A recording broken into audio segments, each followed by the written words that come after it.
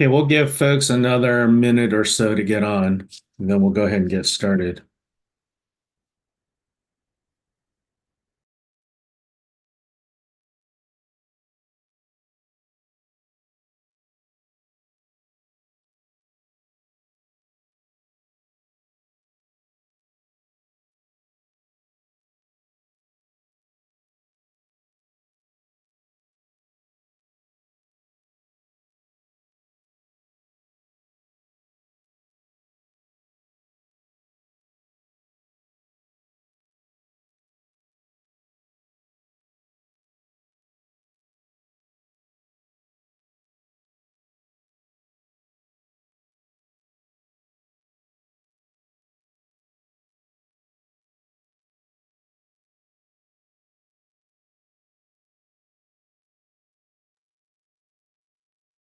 Okay, Leanne, are we ready?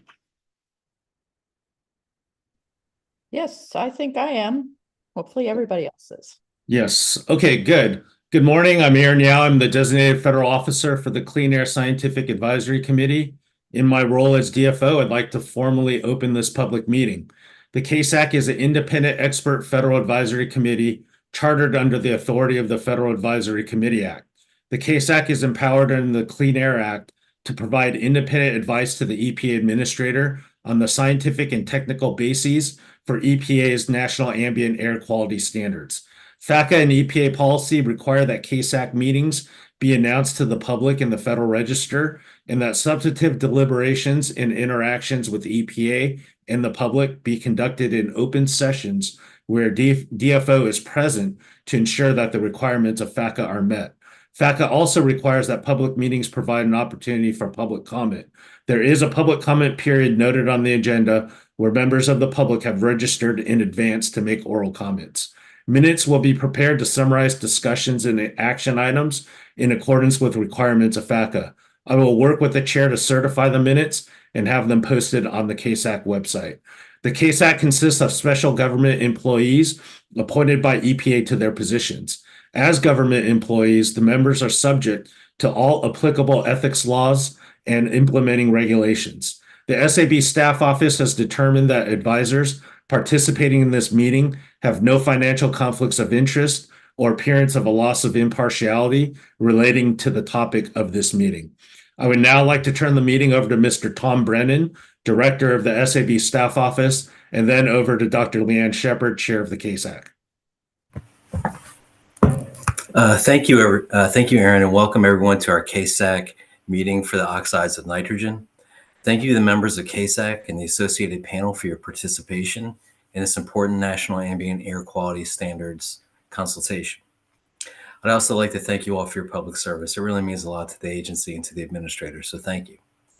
I'd like to give an extra special thanks to our chair, Dr. Shepard. It's a lot of work being the chair, and Leanne, thank you for taking on that responsibility. And to my teammates in the SAB staff office, keep up the great work. Aaron, you're doing a great job as DFO, and I just want to recognize all the work it takes to have these meetings come off and prepare for and what happens afterwards. So thank you to my teammates in SAPSO. And speaking of a lot of work, I have to recognize the Office of Air.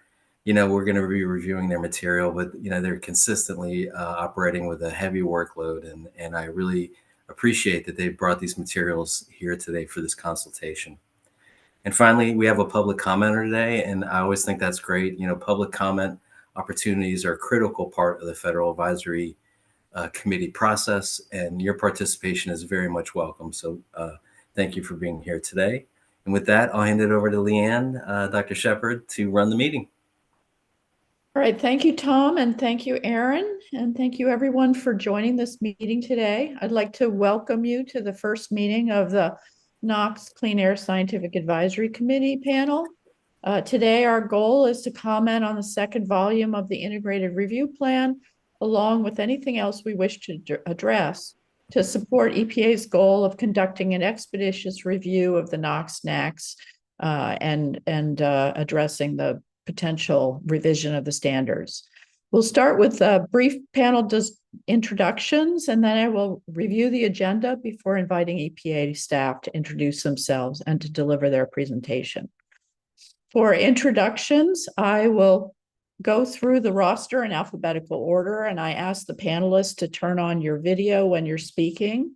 I'll start by introducing myself. I'm Leanne Shepard, the Roman Haas Endowed Professor in Public Health Sciences at the University of Washington School of Public Health.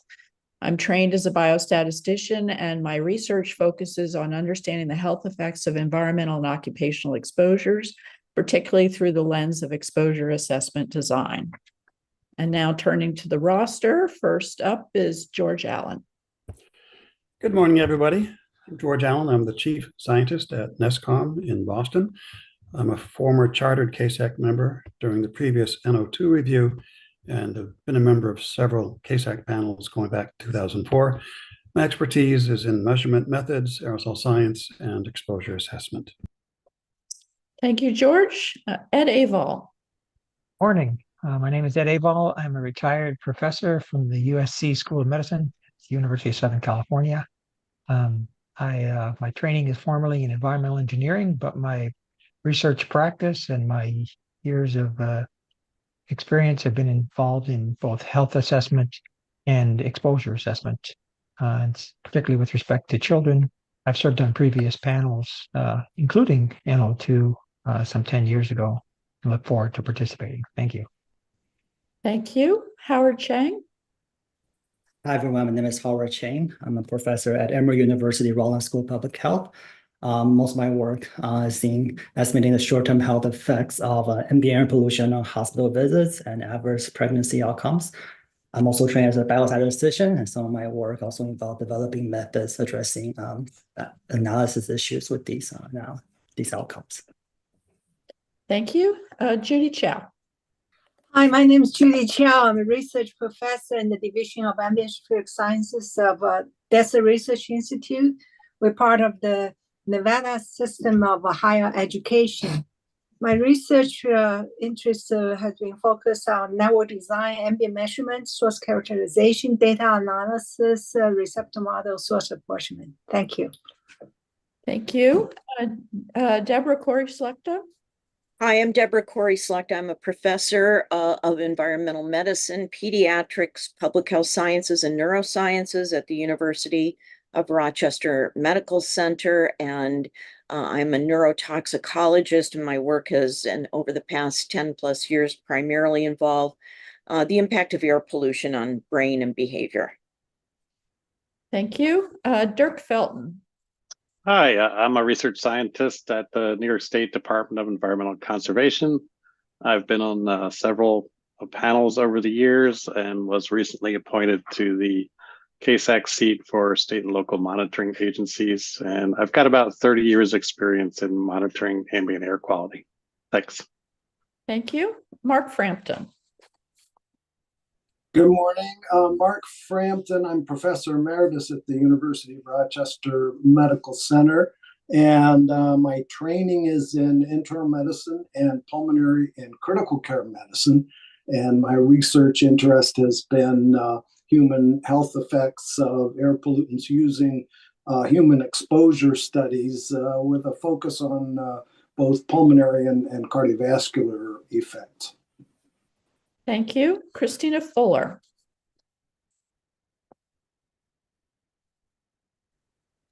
Christina wasn't able to. Oh, Christina, are you here? Yes. Can you hear me? Good. Yes, thank you. Okay. Good morning. I'm Christina Fuller. I'm an associate professor at the University of Georgia College of Engineering. My training is based in environmental health and also environmental engineering. And the majority of my work is focused on air pollution exposure assessment, especially exposure disparities, epidemiology, environmental justice and equity. And I also do a large amount of work using community-based participatory research methods. And I'm a chartered member of the CASAC. Thank you. Terry Gordon. Hi, I'm a professor at NYU School of Medicine. I've served on a few different CASAC panels and expertise in inhalation toxicology. Thank you. Thank you. Michael Kleinman. Good morning. I'm a professor in the Department of Occupational and Environmental Health at University of California, Irvine. And My specialty is in inhalation toxicology and public health. Thank you. Petros Koutrakis. I'm Petros Koutrakis, professor of environmental sciences at the Harvard School of Public Health. My expertise is in air quality and health, and more recently, environmental radiation health.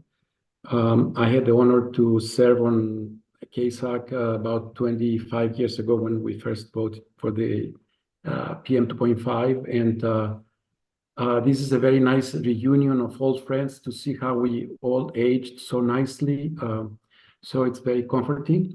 I have a question. Are we supposed to disclose our financial conflicts? Because I thought I need to disclose about some projects I have right now to decide whether I will continue to serve on the committee.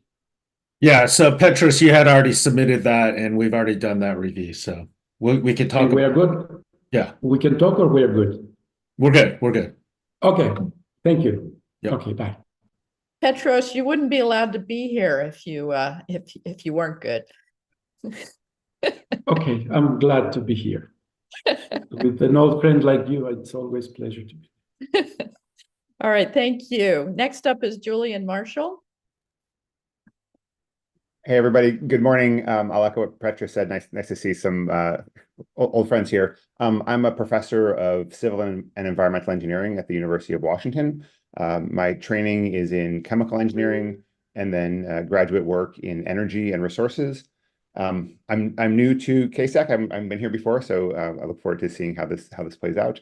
My work is in exposure assessment, especially in environmental disparities, and understanding what we can do to reduce or eliminate those disparities. Thanks. Thank you. Next up is Michelle Oakes.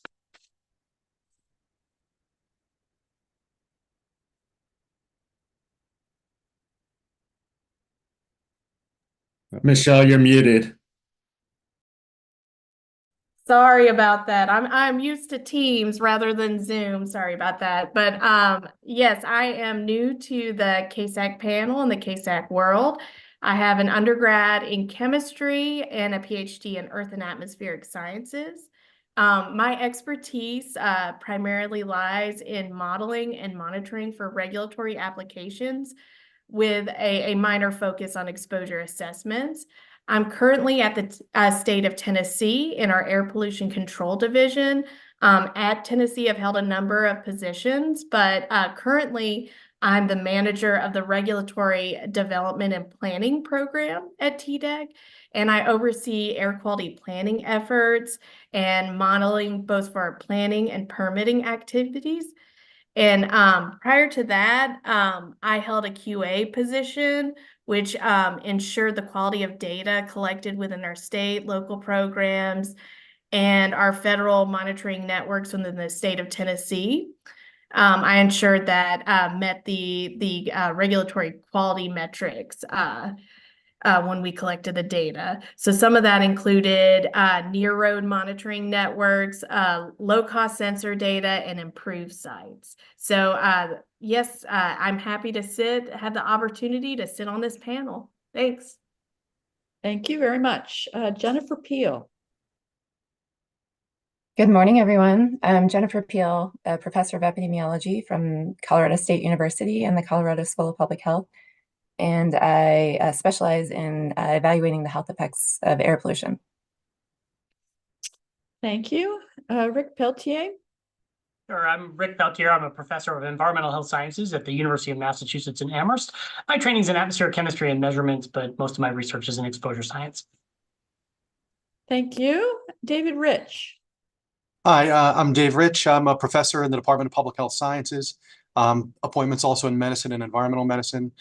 Primarily, I'm doing looking at health effects, epidemiology studies, looking at health effects in pregnancy outcomes, as well as doing accountability work, looking at cardiorespiratory responses to pollution. Happy to be here. Thank you. Nita Thakur, did I say that properly? Yes, it's Neetha Talker. So good morning, everybody. I'm Neetha. I'm an associate professor at UCSF in the departments of medicine and epi and biostats. I'm a trained pulmonologist and critical care medicine physician as well. My research focuses on health effects of structural and social determinants, as well as interactive effects with air pollution, with using community-based participatory methods and focusing on environmental justice issues. I previously was on the PM CASAC panel this past year, so happy to be here. Thanks. Thank you. And Corey Ziegler. Hi, everyone. I'm Corey Ziegler. I'm an associate professor of statistics and data sciences at the University of Texas at Austin. My research is mostly in biostatistical methodology with a lot of focus on causal inference methods. And I've done a lot of work in environmental epidemiological problems, air pollution policy problems, and things like this, and was also on the previous CASAC PM panel. Thanks. Thank you. Thank you, everybody, for introducing yourselves. Now I will move on to the agenda. So the first item is to hear a presentation from EPA, reviewing the overall process, and our focus today on the volume 2 of the integrated review plan. This will be followed by public comments. As we heard, there's one registered speaker. Then we'll discuss volume 2 of the IRP. The agenda has us focusing first on chapter 2 and then chapter 3, and concluding with additional comments. In the additional comments section, we can take up Appendix A, chapter 1 of volume 2, as well as volume 1, and anything else that panelists wish to mention. We will take brief breaks as needed, and at least once after about 2 hours, if not before. So now I invite the EPA to first introduce themselves and begin their presentation. Thank you, Leanne. It's good to see everyone. Good morning, and this looks like a really great panel, so we're excited to see you all. My name is Erica Sasser, and I am the director of the Health and Environmental Impacts Division, which is within EPA's Office of Air and Radiation. So my group is responsible for key policy and regulatory aspects of the National Ambient Air Quality Standards Program. I've met many of you before in other panels or in other capacities. And as you know, this NAAQS process is a partnership between the Office of Air and Radiation and the Office of Research and Development at EPA. So we work very closely together to make sure that the best science is evaluated and assessed in each review. We look at risk and policy options, and we try to ensure that the administrator is equipped with all of the information that he or she needs to set protective health and environmental air quality standards. So I want to begin today with a thank you to all of you for being here. Not just for this meeting, but for your commitment to the process that we are embarking on together. It's always a pleasure to welcome a new panel, and we look forward to working with you over what will be a multi-year process. We know that this means a lot of time on your part to review documents and prepare remarks. We know that this is very time-consuming on top of jobs and lives that are otherwise also very busy. So we really do appreciate the commitment that you make to be part of the NAAQS process, and we look forward to working with you and to hearing your thoughts as we go through a series of meetings together.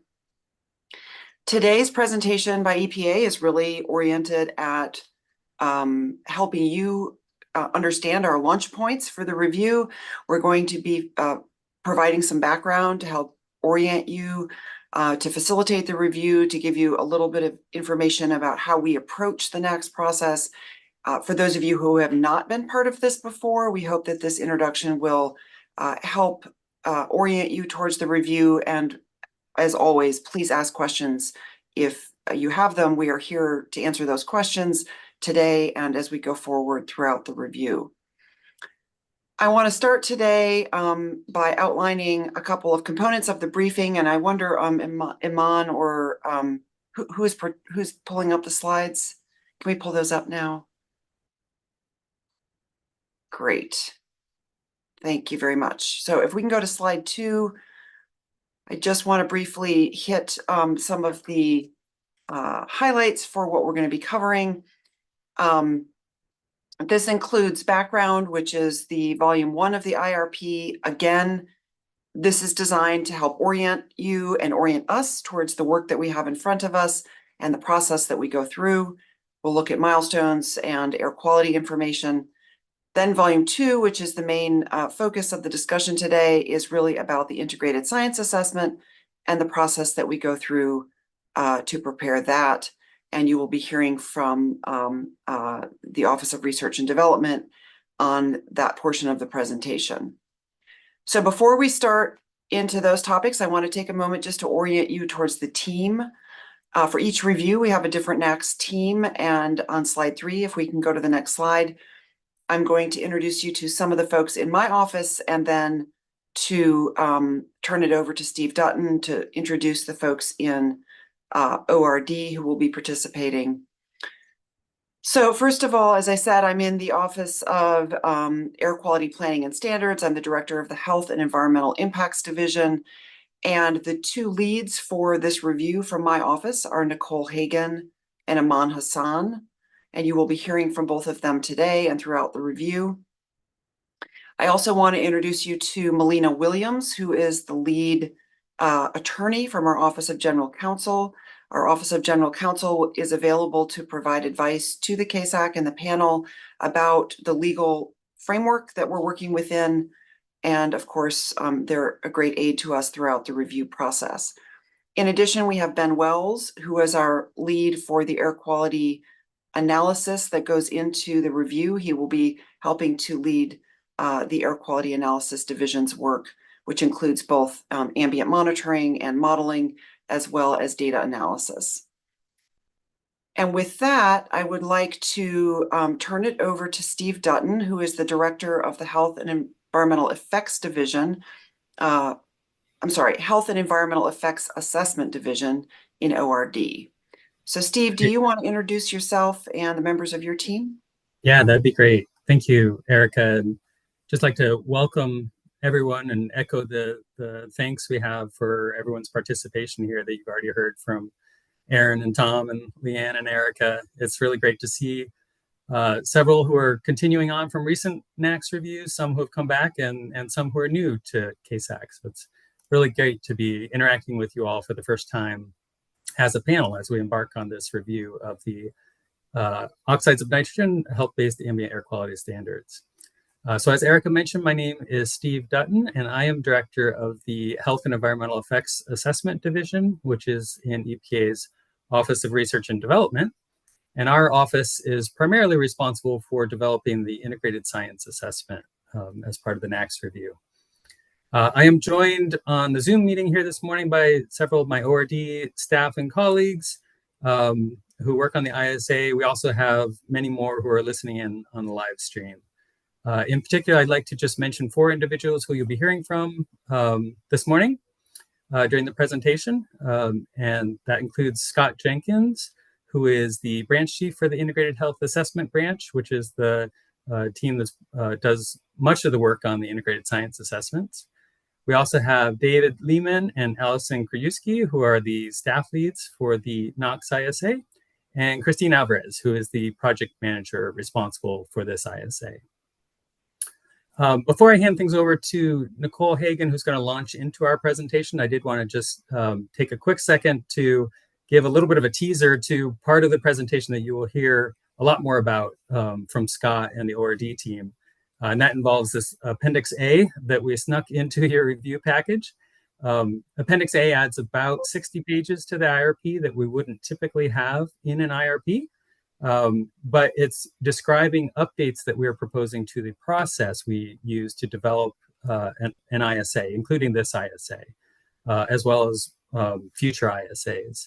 So we'll be using this review cycle for the NOx review cycle, as well as the upcoming ozone review cycle, to gather input from CASAC on this process.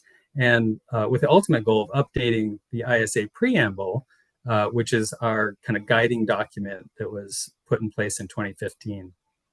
So again, you'll hear a lot more about Appendix A, including how we got to where we are today, later on in this presentation, but I wanted to just personally thank you all for the extra time and effort that you're putting into sort of providing comments and reviewing that document as well, which will help us to improve the process for many years to come.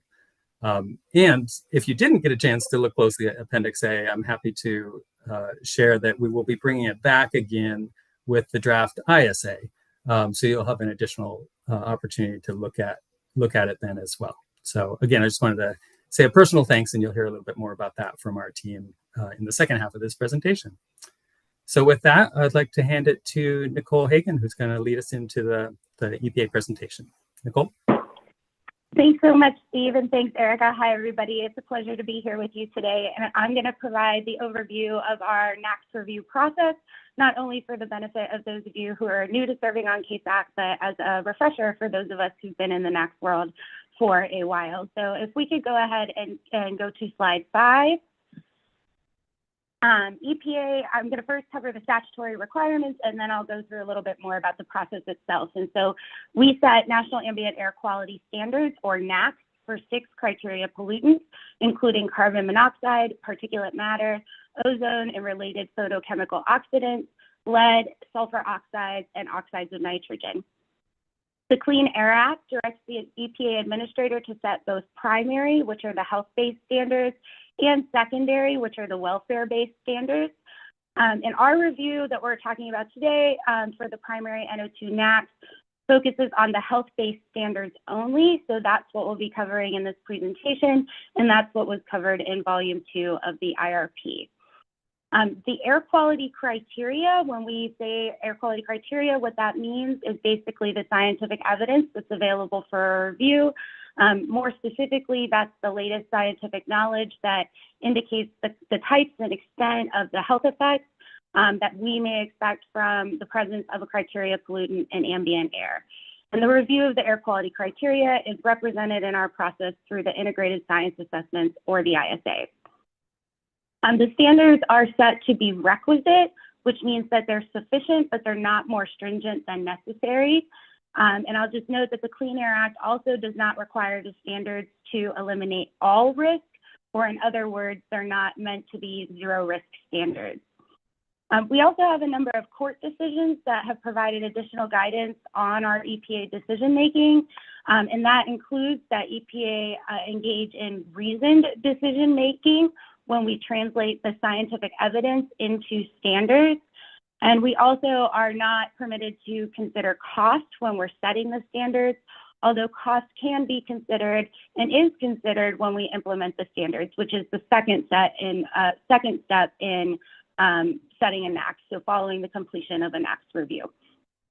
The Clean Air Act also requires EPA to review the air quality criteria, or the scientific information, as well as the standards every 5 years, and to obtain advice from the CASAC during those reviews. Next slide, please. So since we're focused on the primary or health-based standards, I'll just cover what the Clean Air Act tells us about those standards. And the primary standards are those that are in the judgment of the administrator, requisite to protect public health with an adequate margin of safety. The adequate margin of safety is intended to address the uncertainties that are associated with the scientific evidence, and also provides a degree of protection against the hazards that have not yet been identified in the research. In determining an adequate margin of safety, EPA bases its judgments on the science. In particular, we consider the nature of the health effects associated with a pollutant, the size of the populations at risk of health effects, as well as the extent of exposures. And we also consider the degree of uncertainty associated with the science about such effects. The NAAQS provide public health protection against the health effects that are considered to be adverse, and they provide protection not only for the general population, but also for the population groups that are identified in a review to be at risk. Although I will note that the standards are not intended to protect against the most sensitive individual in an at-risk group. Next slide, please.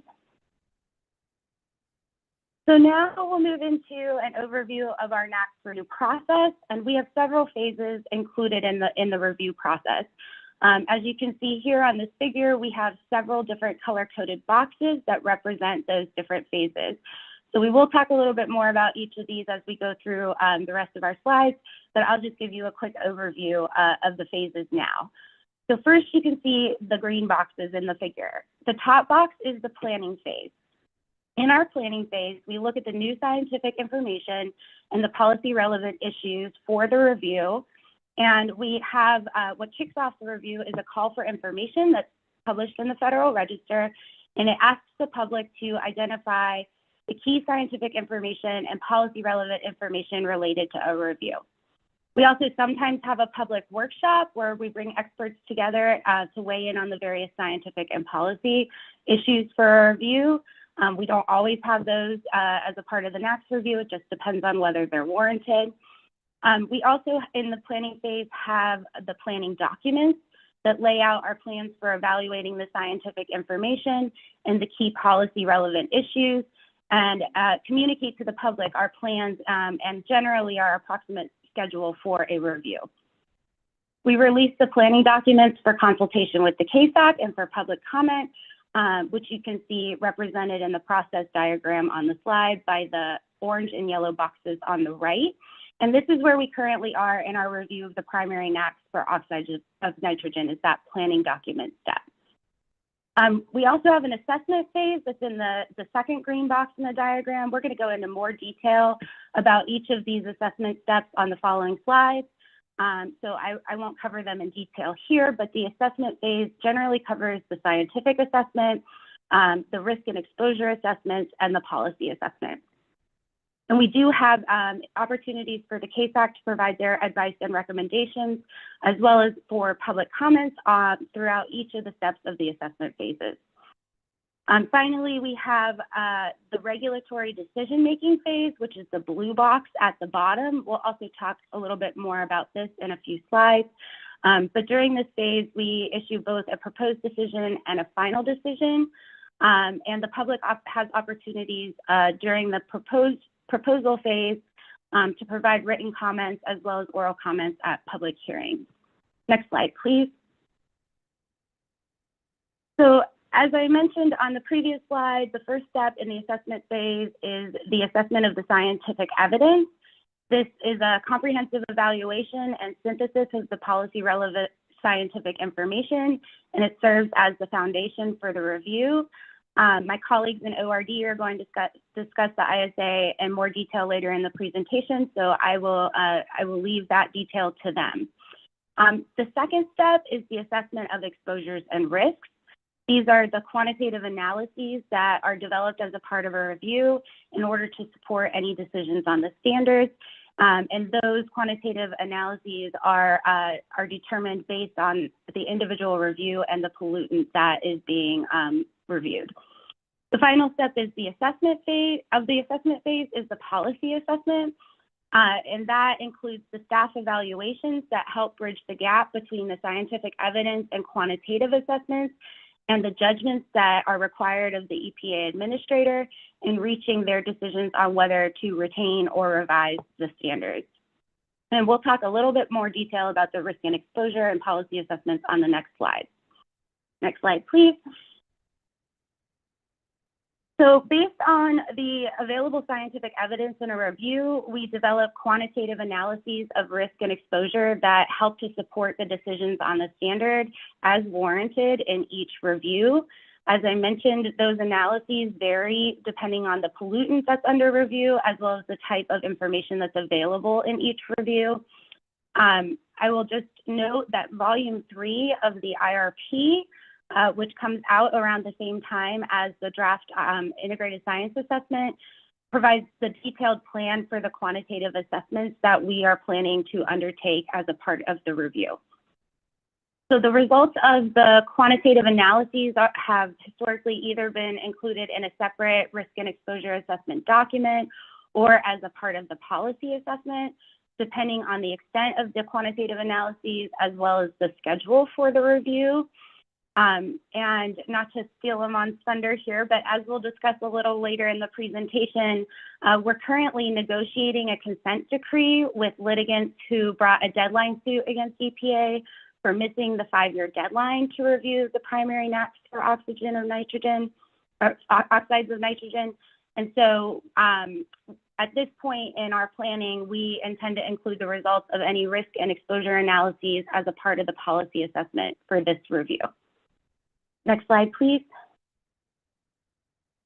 So the final step in the assessment phase is the policy assessment, which, as I mentioned previously, helps to bridge that gap between the scientific information and the quantitative assessments in a review and the judgments required by the administrator in reaching their decisions about the adequacy of the standards and what, if any, revisions to those standards may be warranted.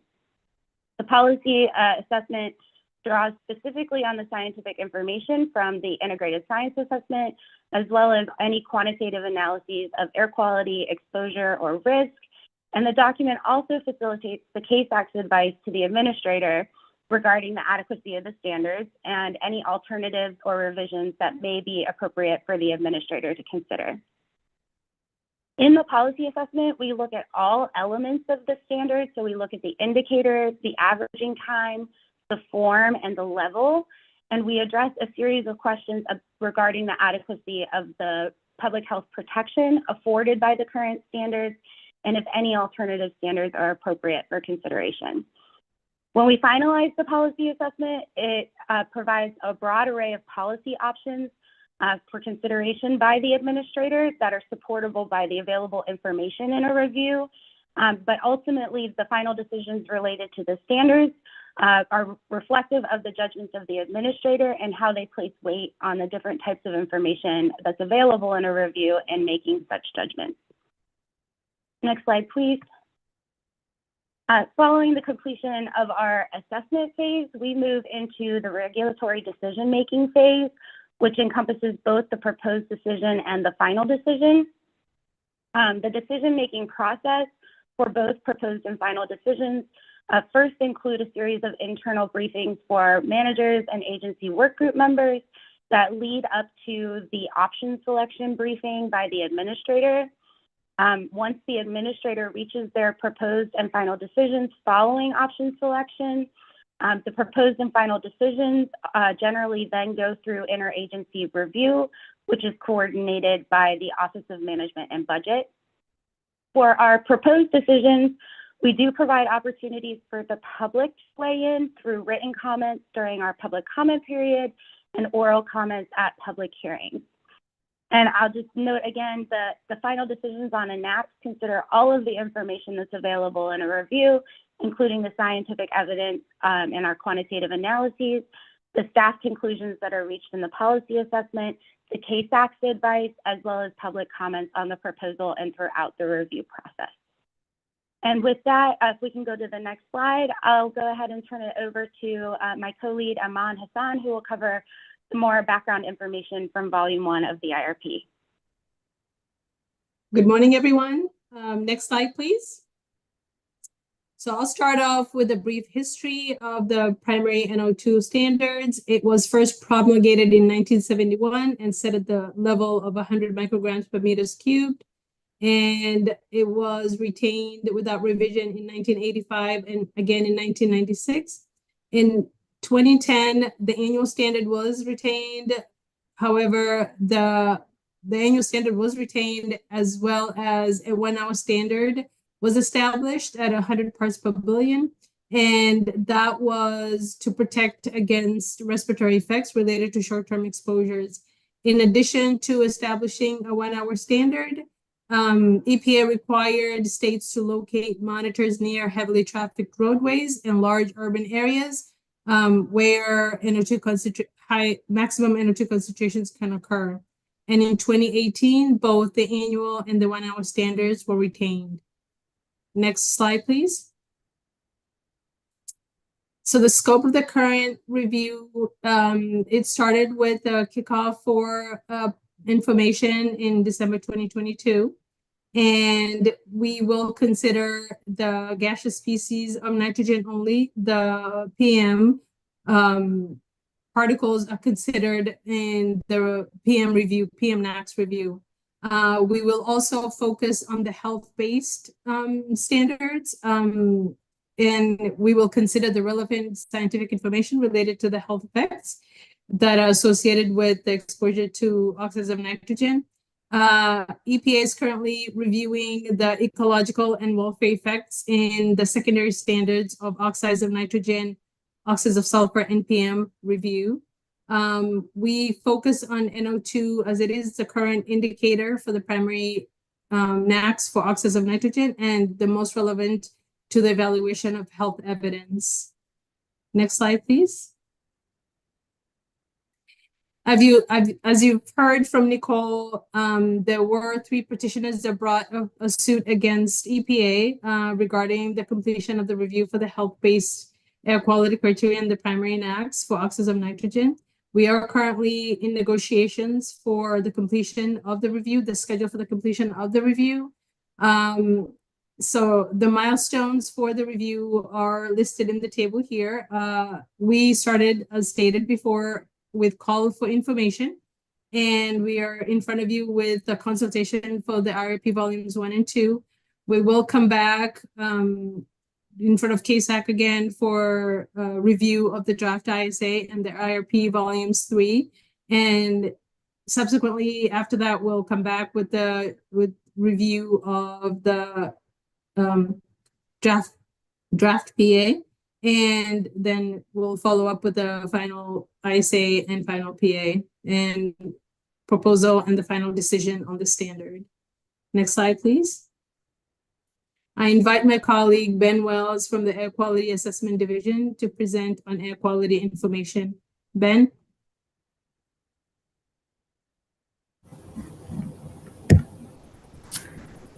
Well, thank you, Iman. Hello, everyone. My name is Ben Wells. I'm with the EPA's Air Quality Assessment Division. I'm a statistician by trade, and I'm the agency's primary NO2 and ozone monitoring data analyst. I'm going to give a little bit of background on NO2 air quality, monitoring and concentration data in the U.S. This information is presented in Appendix A to Volume 1 of the IRP. Next slide, please. Oh, sorry, we're on 17. Okay, good.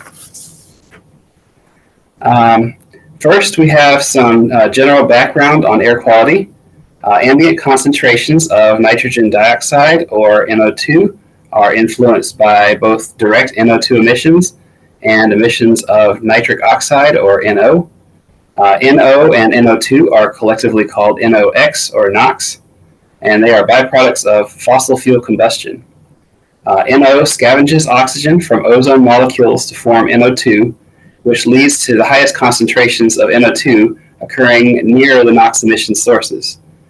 Under the right conditions, NOx also reacts with volatile organic compounds, or VOCs, to form ozone, which can lead to high concentrations of ozone downwind of NOx emission sources. Thus, reducing NOx emissions helps to reduce both NO2 and ozone concentrations. National average NO2 concentrations have declined substantially in recent years due to large reductions in NOx emissions nationally.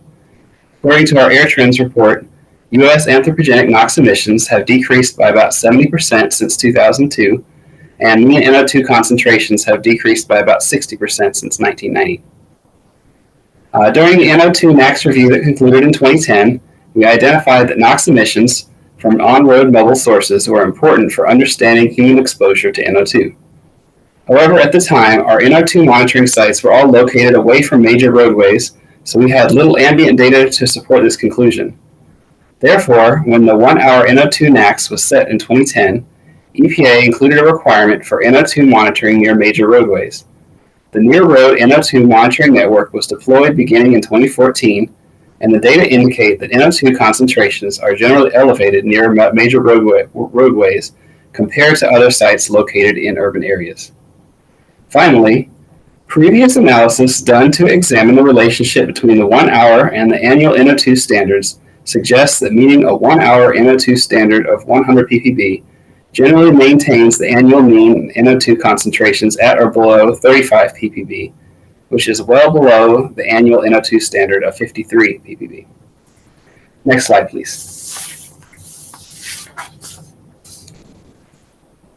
In 2022 and 2023, approximately 460 monitoring sites reported hourly NO2 concentration data to our air quality system, or AQS database. Of these sites, 48% reported population exposure as a primary monitoring objective, while 18% reported measuring background NO2 concentrations, 14% reported measuring locations where the highest concentrations of NO2 were expected, 12% reported measuring source-oriented concentrations near major sources of NOx emissions, and 8% of sites reported regional transport, welfare, or other primary monitoring objectives. Please note that NO2 monitoring objectives are self-reported by the states, and that sites may have more than one primary monitoring objective. Also in 2022 and 2023, 96% of NO2 monitoring sites were state and local air monitoring stations, or SLAM sites operated by state and local governments. Of the remaining 4%, roughly half were operated by industrial sources and half by non-EPA federal agencies like the National Park Service. The NO2 monitoring network is predominantly urban, but it does include some rural sites. The Near Road NO2 network currently consists of 75 sites. Near Road NO2 monitoring is required in urban areas with a population of 1 million or more, and 2 Near Road sites are required in urban areas with a population of 2.5 million or higher. NO2 monitoring is also required as part of the Photochemical Assessment Monitoring Stations, or PAMS network, which is geared toward understanding precursors to ozone formation, including NOx and VOCs. NO2 was the first pollutant to have specific monitoring requirements to support environmental justice with our RA40 initiative to place NO2 monitors in areas with susceptible and vulnerable populations. Finally, the states operate some NO2 sites designated as special purpose monitors, or SPMs, which are generally operate for less than 2 years and are not used to show compliance with the NAAQS. Next slide, please.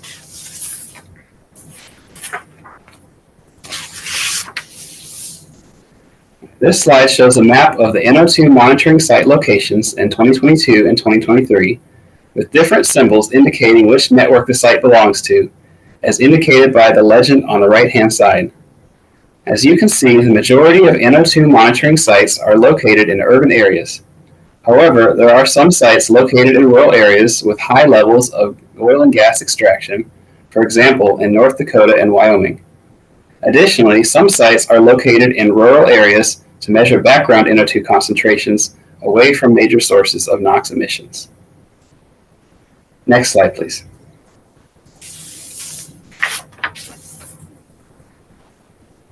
This slide shows a map of the design values for the annual NO2 standard based on monitoring data from 2022.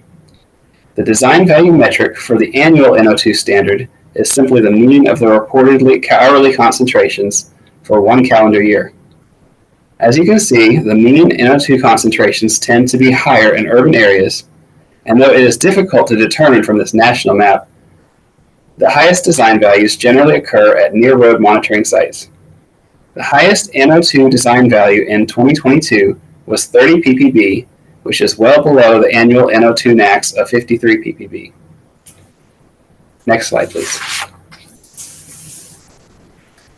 This slide shows a map of the design values for the 1 hour NO2 standard based on monitoring data from 2020 through 2022. The design value metric for the 1 hour NO2 standard is the 3-year average of the annual 98th percentile of the daily maximum 1 hour NO2 concentrations. The spatial pattern in the 1 hour NO2 design values is similar to that of the annual NO2 design values, with higher values generally seen in urban areas.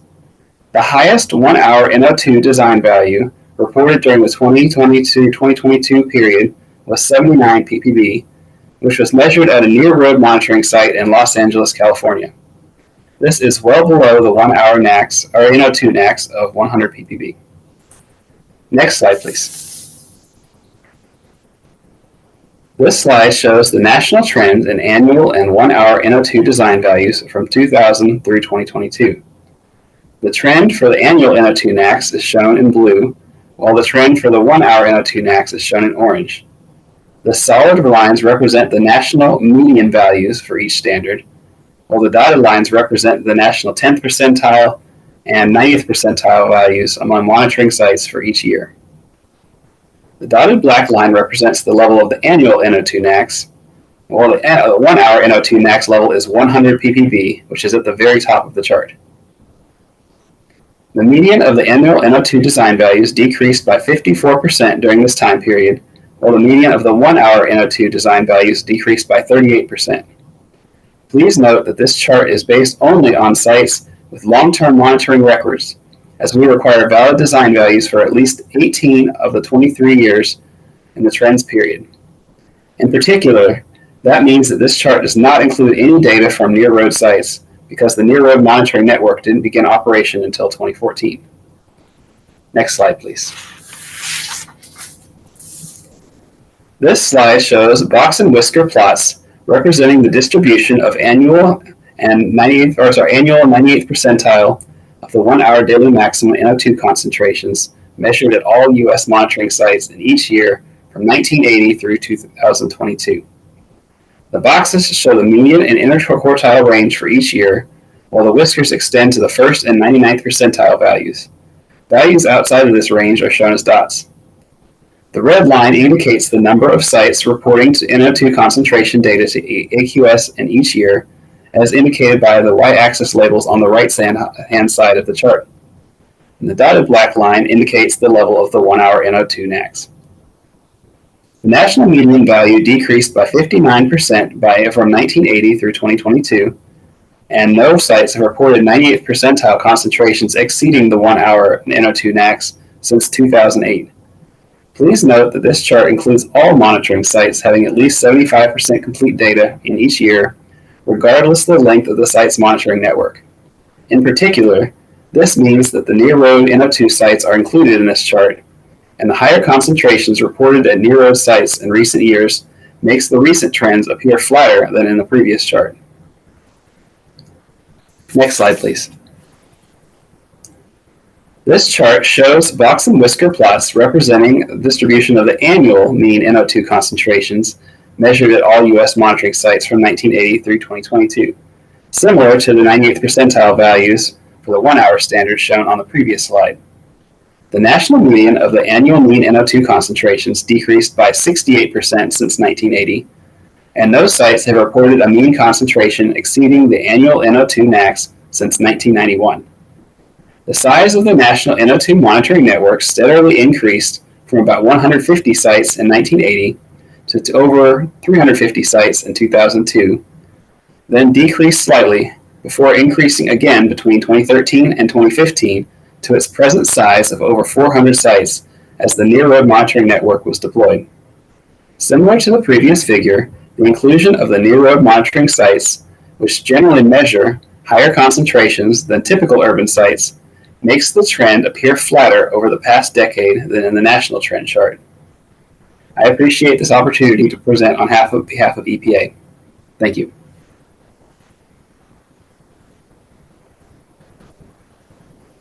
Next slide, please. So that I'll begin speaking on the volume 2 of the IRP. Next slide, please. So the volume 2 of the IRP that you've received, chapters 1 and 2 highlights policy relevant issues, and it is framed a series of questions that are to be addressed in the current review, and it is intended to inform the administrator's judgment on the decision on the standards. And chapters 3 and Appendix A, as Steve has already alluded to, it will cover the development of the ISA and the approach to the ISA process, and that will be covered later on in this presentation. Next slide, please. Planning for the current review, as Nicole has already described the policy assessment, it presents transparent evaluation of policy implications of the currently available scientific information and quantitative analysis that will be considered by the agency in making the decision for the NO2 standards. The PA is framed as a series of policy relevant questions. And some of the questions are, for example, does the currently available scientific evidence, exposure, and risk-based information support or call into question the adequacy of the public health protection afforded by the current primary NO2 standards? Does the newly available evidence alter our understanding of key health effects at risk population and exposures of potential concern? Are previously identified uncertainties reduced? Do important uncertainties remain? Have new uncertainties emerged? What are the nature and the magnitude of NO2 exposures and associated health risks under air quality conditions just meeting the current standards? To what extent are the estimates reasonably judged important from a public health perspective? What important uncertainties and limitations are associated with the risk and exposure estimates? The review of the draft PA will facilitate the CASAC's advice to the agency on the adequacy of the current standard and revisions of the standard as appropriate. Next slide, please. And now invite our colleagues in ORD to present on the ISA assessment on the ISA. Thanks, Aman. Yeah, thanks, Aman. So we're going to transition now to the ISA part of the presentation. For those of you who do not know me, I'm Scott Jenkins. I manage the group within Office of Research and Development that is responsible for the human health and exposure portions of the integrated science assessments. And you're going to be hearing mostly for the rest of this presentation from three individuals. Steve already did a quick introduction, but Dave Lehman, who's the ISA lead, Allison Krajewski, who's deputy lead, and then Christine Alvarez, who is our lead on the project management side. Next slide, please. So before we jump into the nuts and bolts of the ISA development, I did want to spend just a couple of minutes building on some of the comments Steve made at the beginning of the meeting today to provide a little bit broader framing for the ISA discussion, and in particular to talk a little bit about our plans for ISA development that go beyond just this review and this ISA for oxides of nitrogen. So a lot of you probably remember it was in 2008 when EPA transitioned initially from the air quality criteria documents to the ISAs. Over the few years after 2008, the ISAs evolved from assessment to assessment. In 2015, the process had stabilized to the point where we put out a standalone document describing at a high level the process for developing ISAs, and we call that document the preamble to the ISAs. Since 2015, subsequent ISAs have referred back to that foundational document, that 2015 preamble document. But those individual ISAs have also incorporated incremental advances. In some cases, in response to CASAC advice. In some cases, they've been taking advantage of new tools or methods that have become available in the literature search and screening arena, for example.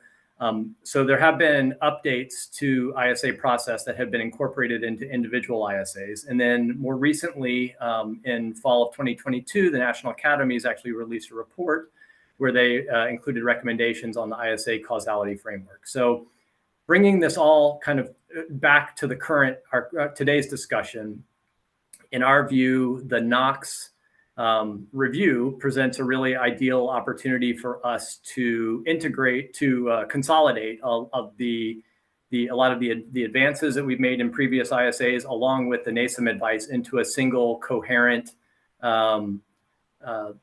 document that essentially describes the ISA development process and in a way that is reflective of those recent advancements and the advice that we've gotten from NASEM. So as Steve alluded to, we're taking our first step with the NO2 review towards developing a coherent document that will be hopefully what we hope will be a foundation for updating eventually that 2015 preamble. So our plan is to take the advice and the feedback that we get from this panel. We'll feed that into the draft ISA, which, as Steve indicated, will also include an updated version of the process as described in Appendix A. And then we'll also take that into subsequent ISAs. So the next one up is going to be ozone. And so we'll take that.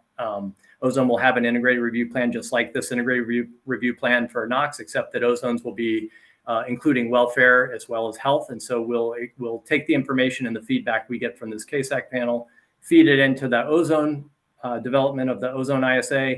And then at some point after that, and we don't have a defined timeline, but when we get to a point where we feel comfortable with the updates we've made, with the integration, and with the way the ISA process is laid out, the feedback we've gotten from CASAC, we hope to be in a position, like I said, to use that as the foundation for updating the 2015 preamble.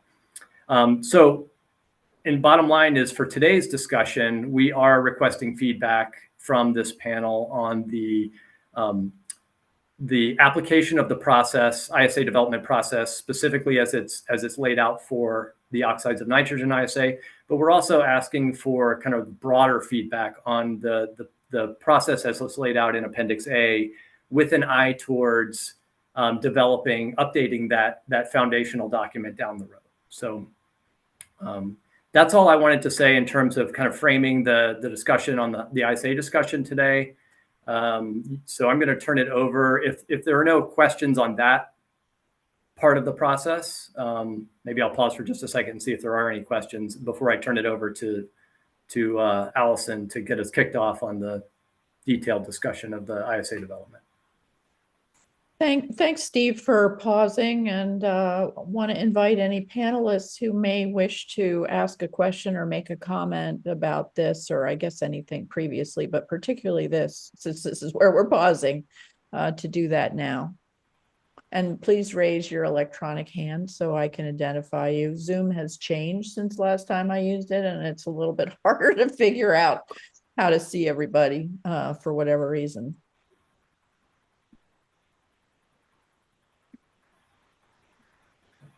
Julian.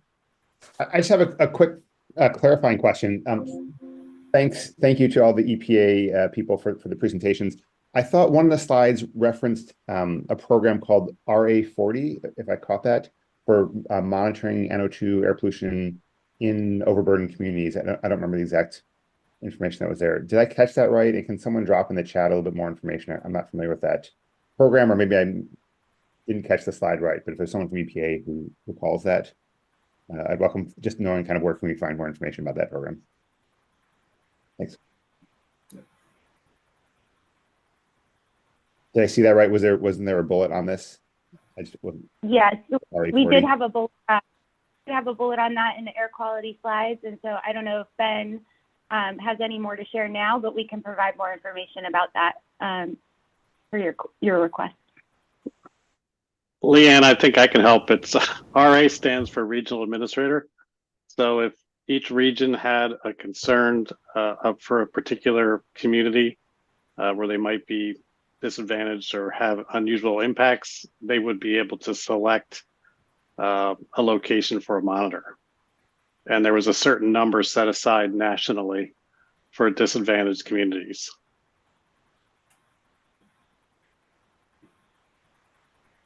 Okay, I see Corey has his hand up. Yeah, thanks. So Scott, you mentioned this, and I see the last bullet point here on the slide. But can you say again what the anticipated sort of timeline is between this draft IRP and any possible updates to the 2015 ISA preamble? Yeah, so we don't have a definitive timeline. I can lay out process-wise what our current thinking, but because, as Nicole talked about at the beginning, we don't have a defined schedule for NOx yet. We don't have the schedule beyond the initial steps for ozone yet. We don't have a true timeline, but the plan is to take feedback from this panel, from today's discussion and written comments, feed that into the draft ISA, which will again go out to this panel for another round of review. Take the feedback from this panel and feed it into the planning document for the ozone ISA. And then at that point, we will broaden that planning document to include welfare, because ozone will of course include a welfare review of the welfare standard. and then sort of take it through the same process for ozone. And then at the end of ozone, I think our plan is to kind of reevaluate where we are in terms of ISA process and think about whether we are in a place where we're comfortable at that point updating the 2015 preamble. But I think there's a lot of moving parts there and still a lot, I think, to be determined. Very helpful. Thank you. Yeah, thanks, Scott. And I wanted to emphasize, because this was in my comments as well, it was pretty unclear from the document, this process. So you all have made it pretty clear today during the meeting, and that's super helpful. And I would encourage that at least some allusion to that be mentioned, because it seems like there's reference to the preamble, but it's like, do we pay attention to that or do we ignore it? And it would just be it would be helpful to have some of that documented. George. Is this a good time to ask questions about the review process, or would that be later? Might be later, Scott. I'll defer to you. Yeah, I mean, I think it might be easier if we just get through the rest of the slides before because that sounds like a topic that's going to be a big discussion. Okay, that's fine. Great, thank you. All right, why don't you go ahead? I don't see any more hands up. Thank you. Great, thank you. So maybe next slide, please. And I'm going to turn it over to Allison, who is going to take us through the NASEM report. Thank you. Next slide, please. So EPA sponsored the development of a NASEM consensus report that was finalized in the fall of 2022. The report examined the framework for the development of ISAs described in the 2015 preamble. To develop the report, NASEM established an ad hoc committee of experts. So the committee reached 7 consensus conclusions. Importantly, 3 of those conclusions endorse core elements of the approach currently applied in developing the ISAs. One of which is the weight of evidence approach, combining science assessment and expert judgment, is scientifically defensible. Secondly, the current 5-level hierarchy used to classify weight of evidence for causation can appropriately characterize causality in the ISAs. And third, the ISA causality framework can adequately guide determinations for both health and welfare. There were additional conclusions that were coupled with recommendations for causality framework. Next slide, please.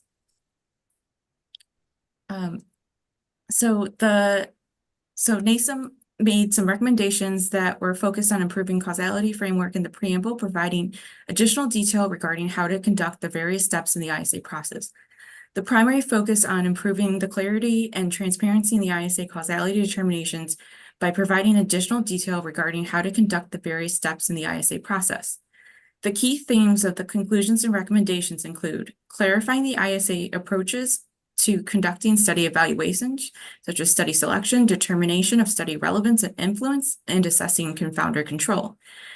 Another was describing how heterogeneity in exposure response relationships is considered in causality determinations, developing a guidance for assessing study documentation and clarifying consideration for study reproducibility and replicability, articulating a process for incorporating necessary expertise for ISA development, and finally, monitoring the scientific literature to determine if emerging assessment approaches might be adapted to ISAs. Volume 2 of the IRP reflects advances in the ISA development intended to address these conclusions and recommendations. So I'm going to hand it over to Dave next.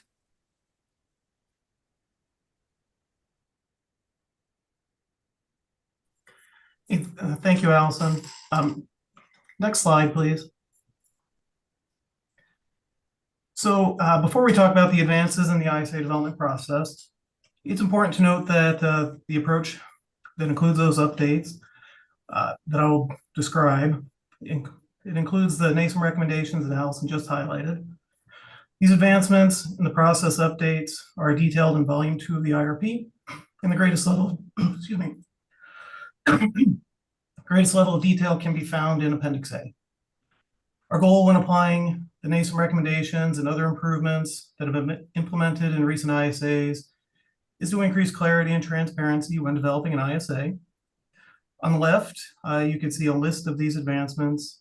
On the slides that follow, we will walk through them, talking a little bit about each of the improvements and discuss our efforts to make a stronger connection between causality and at-risk conclusions. On the right, there's a flowchart that is a modified version of a figure that is in the IRP. The flowchart shows the updated steps that we work through when developing an ISA. The process, it starts by defining the scope of the ISA, and then we work through a series of intermediate steps that leads us to the development of the scientific conclusions and the causality determinations. And then ultimately, we of course produce the final ISA. I'll touch on each of these steps in the process, and I'll highlight the improvements that we're making along the way. Next slide, please. So again, the approach to developing an ISA begins with defining the scope. Defining the scope is central to developing an ISA because the scope is used to guide the literature search strategy, the criteria for the study inclusion, exclusions, the type of data extracted, the integration of the evidence, and the synthesis of results. Irrespective of the scientific discipline, the scope is informed by the body of evidence from previous ISAs and also by expert knowledge of the scientific literature. ISAs have been using population, exposure, comparison, outcome, and study design statements to define the scope of the health studies since the 2020 ozone ISA. New to this ISA, we are applying sources, transport and transformation, export, exposure, extent, and measurement and modeling statements to define the scope of the atmospheric science and exposure science studies that will be included in the ISA. Next slide, please. So the next step in the approach is the literature search. To identify the relevant literature, ISAs utilize a multi-pronged systematic literature search. It's composed of two complementary components. For this, we use a combination of keyword searches and forward citation searches. To ensure that our approach is thorough, we typically search two databases, those being PubMed and Web of Science. And recognizing that the volume of literature associated with the NACS pollutants is large, we may utilize automatic topic classification to support studies identified during these searches by discipline or as needed to maximize our efficiency. Reflecting comments from previous CASACs and NASM recommendations, we're documenting the literature search terms, the dates literature searches were conducted, the databases that we searched, the literature search results, and we're doing all of this in EPA's HERO database. And by doing it this way, we can provide a window into our process, thereby increasing transparency. Next slide, please. So getting a little bit deeper into the approach, we apply a multi-tiered literature screening process to identify studies for inclusion. We begin by screening studies for ISA relevance at the title and abstract level. Studies included at this level are further evaluated at the full text level before we evaluate individual study quality. I'll talk more about study quality evaluation on the next slide. As I said a minute ago, we work with large numbers of studies. So to maximize our efficiency, we utilize machine ranking software tools during screening. When all is said and done, only studies that have been peer reviewed and include new information or analyses relevant to the scope of the ISA and that also meet study quality criteria will actually make it into the final ISA. Importantly, we're taking advantage of the software tools to document our literature screening decisions and are also utilizing EPA's HERO database again to make it possible for external stakeholders to see which studies were included and excluded. Next slide, please. Evaluation of individual study quality. This is the final step in the decision chain for identifying studies for inclusion in the ISA. Individual study quality is evaluated by considering the design, methods, conduct, and documentation of each study. We do not factor in study results during this phase. Our major focus here is to consider the strengths and limitations of individual studies that have the potential to affect data interpretation and the strength of inference that we can draw from a particular study. Building on the 2015 preamble, we made significant updates to this aspect of the approach to developing an ISA. We added clarifying language, we expanded the descriptions of the study attributes we consider when evaluating studies, we created discipline-specific criteria, for evaluating individual study quality as well.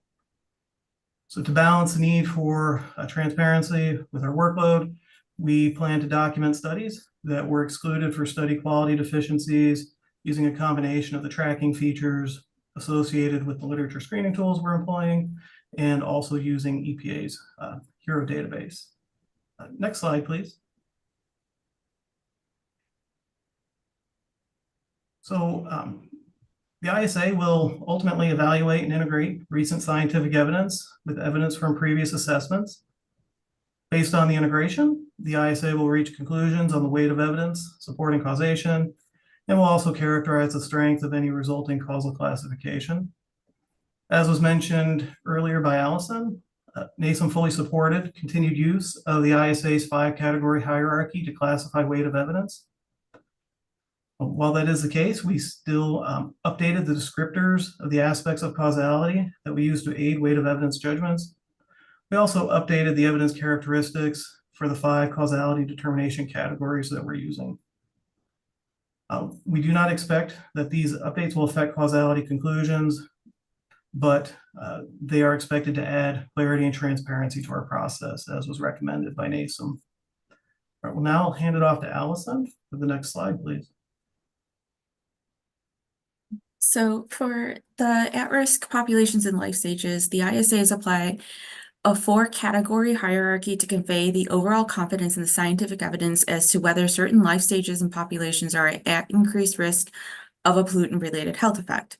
NASM emphasized the importance of describing how heterogeneity in exposure responses is considered to ensure causal determination fully account for evidence of effects in sensitive groups. The ISA's characterizations of at-risk factors consist of evaluating the evidence across scientific disciplines and assessing overall confidence that a specific factor may result in a population or life stage being at increased risk of an air pollutant-related health effect. The ISA uses a formalized framework with these 4 categories to characterize the evidence for at-risk factors. These 4 categories are adequate evidence, suggestive evidence, inadequate evidence, and evidence of no effect. Next slide, please.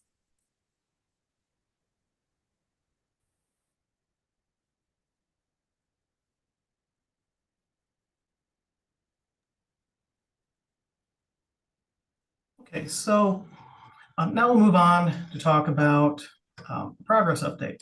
So early in the process, we organized completion of the ISA into 3 different phases. The first phase was dedicated to preparation. This was the time when we published a call for information and the CASAC panel was established, things like that. We're currently in phase 2, which includes planning and initial screening of the literature. After this consultation, we'll work to develop our initial drafts that will be used to support the peer input workshop. And the peer input workshop will mark the transition into the 3rd phase of the ISA. After that workshop, we will complete the draft that the CASAC will ultimately review. So with that, I think we can move on to the progress update piece. Next slide, please. So just like with other recent ISAs, we included a literature flow diagram in the IRP. We did this so that there would be a full accounting of the studies from the literature search all the way to the final number included in the ISA. Using our literature search strategy, we identified nearly 210,000 papers for screening across all the disciplines. We distilled those down to about 7,300 potentially relevant studies. We did this through title and abstract screening. We've been refining the number of studies for inclusion in the ISA through full text screening and also through evaluation of individual study quality. At this point, we have about 1,800 studies that may be included in the final ISA. But please know, we're still working through some aspects of our screening, so the numbers may be refined. Next slide, please. So here you can see an evidence map that we produced. We're using evidence maps to get an idea of the distribution of studies across scientific disciplines and the endpoints within a scientific discipline. The epidemiology team started with more than 48,000 references. Through title and abstract screening, they narrowed those down to 4,078 potentially relevant studies. Those studies are distributed across 13 different health outcome categories. The controlled human exposure and toxicology teams started with nearly 14,000 references. They trimmed those down to 163 potentially relevant studies. Now, based on our preliminary screening results, it's evident that there will be a greater diversity of health outcomes assessed in this ISA than previous oxides of nitrogen ISAs. The 2016 assessment only evaluated evidence for 5 health outcomes, but based on what we're seeing with title and abstract screening, we have evidence for 13 health outcome categories. We've identified a significant number of papers related to the nervous and immune systems, as well as a small number of papers for other health effects, such as hepatic, renal, ocular, and a couple of others. Since several of the new health outcome categories have rather small databases, we are planning to include a new other health effects chapter in this ISA where we will discuss those health outcomes. We're planning to divide the cardiovascular and diabetes chapter into 2 separate chapters. And we are also planning to include a new standalone chapter describing neurological effects. Again, these numbers are preliminary. We won't know the actual number of studies included in the final ISA, the full range of health outcomes, until we're completely done with our screening process. Next slide, please. On this slide, you can see an evidence map for atmospheric science on the left and exposure science on the right.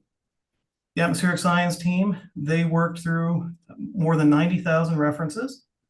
After careful review, they identified 728 potentially relevant studies that they organized into 3 categories to inform their writing. Starting with more than 58,000 references, the exposure science team identified 2,316 potentially relevant studies. They organized those into 7 different categories. And again, these numbers are preliminary and are likely to be refined. Now I'll hand it off to Christine for the next slide.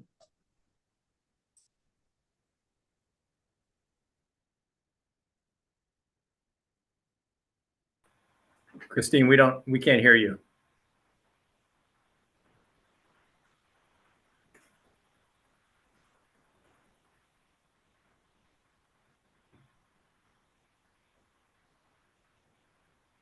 No, we still don't hear you.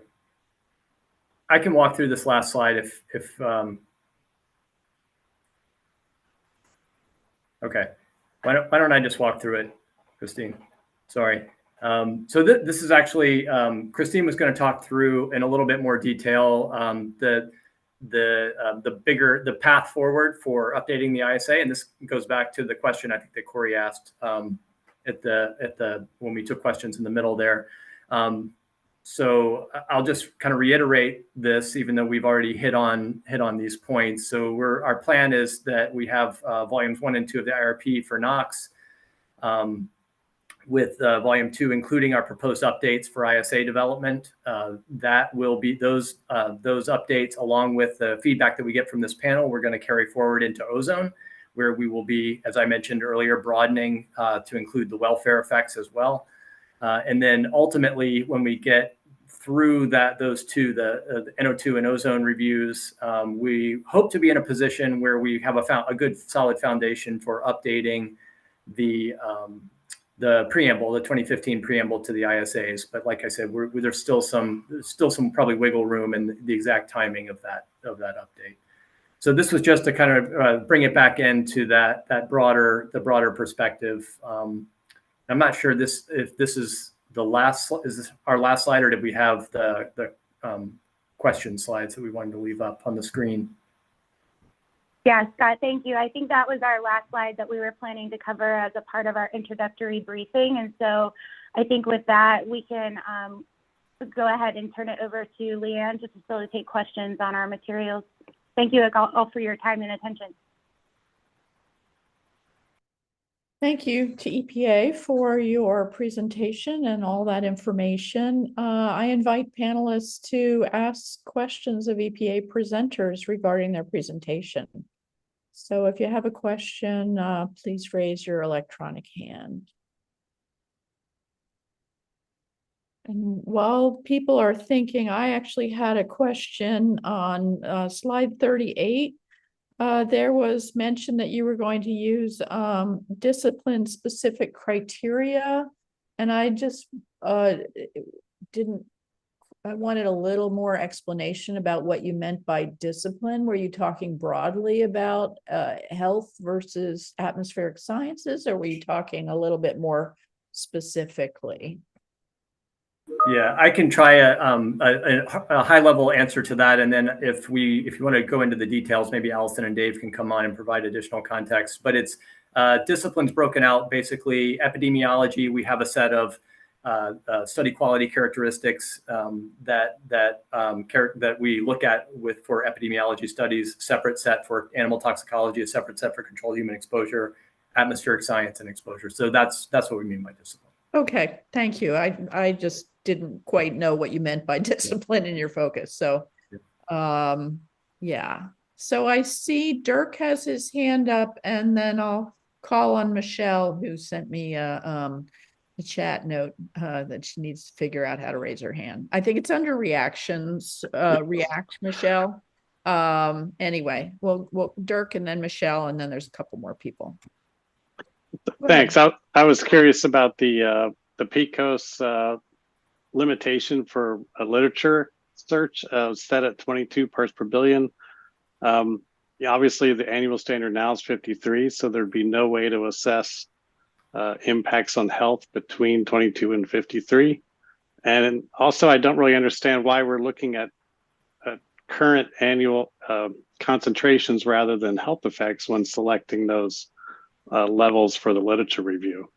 Thanks. Yeah, that's a good question, and I do think it probably warrants a little bit of explanation, because I noticed there were a lot of questions in the pre-meeting comments on this topic and related topics, and also the IRP, we weren't very clear on how we were using the various study characteristics that we used for flagging studies during scoping and study quality evaluation. So I'm going to again maybe give a high level overview, and then if there are questions, Allison I know has some more detail on sort of the implications of the various study characteristics that we use for during scoping or study quality. So the bottom line is we used the study. There were four study characteristics that we looked at. We looked at the literature initially, and we saw a pretty substantial expansion of the epi literature. And so stepping back, we want the ISA to really focus in on the strongest of the health studies. And so we were looking for strategies to efficiently make distinctions between where we could efficiently zero in on those strongest studies.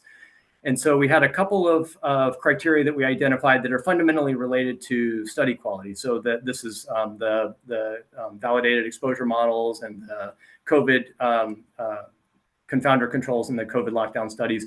But then we also had two other criteria, including the concentration, study concentration information, as well as the single city studies from non-North American cities those are not fundamentally obviously related to study quality. So, and we did not use those two criteria as a sole basis for excluding studies. We used them to flag studies for additional scrutiny. So what we noticed when we looked across the literature is that studies that tended to be conducted in locations with very high concentrations, they tended to have other weaknesses in other aspects of the study that made them not as strong as some of the stronger studies.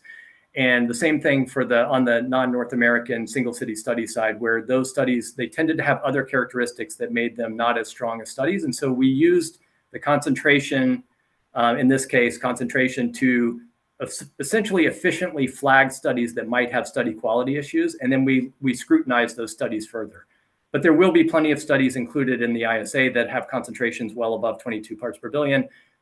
It's just that those are, we looked at those to see whether they had aspects to them, strong study designs, strength of confounder control, whether they looked at underrepresented populations or underrepresented health outcomes. Those were reasons we would have retained the studies even if they had higher concentration. So that's a clarification, and we will clarify that when we get to the draft ISA in the way we write it up.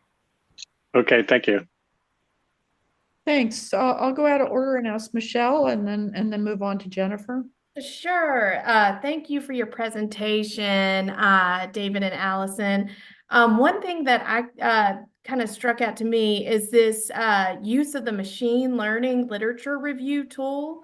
And I was curious to know if this is the first time using this type of technology, and if you could kind of expand upon what those tools are doing and how that process will be documented in Hero or in other spaces.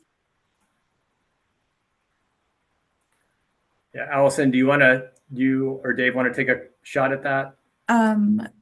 Yeah, I can take the first stab and then Dave can fill in the blank. So we're using different software that has been validated and is published in peer review of these tools. And they've been used across the agencies and other assessments as well. And we have used them in the past as well in the ISA process. So what happens with these software tools is we upload references and they help to, as we screen, it helps to us to link or through links to push references that are more similar to the ones that we are saying yes to versus no, to include and exclude. So it's just pushing the studies that would be what the machine is learning based off what we've included and excluded to the top.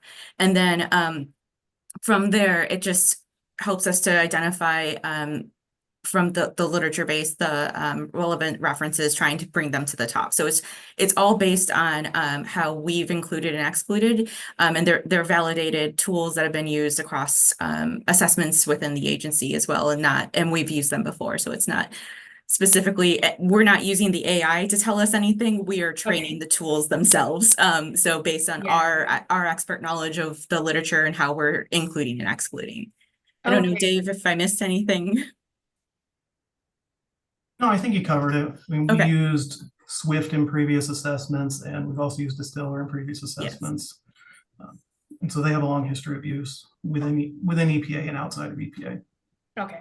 And they undergo kind of a QA process after the fact, or? Yeah, we've done various levels of testing through that after, we've looked at exclusions on the, I can speak specifically to the EPI because I know that best, but we have gone through and then looked at a subset of the excludes to make sure they were supposed to be excluded. And so we do have that validation in there for on that side of things. So. Okay, thanks. Yep. Thank you. Jennifer, your hand's up next.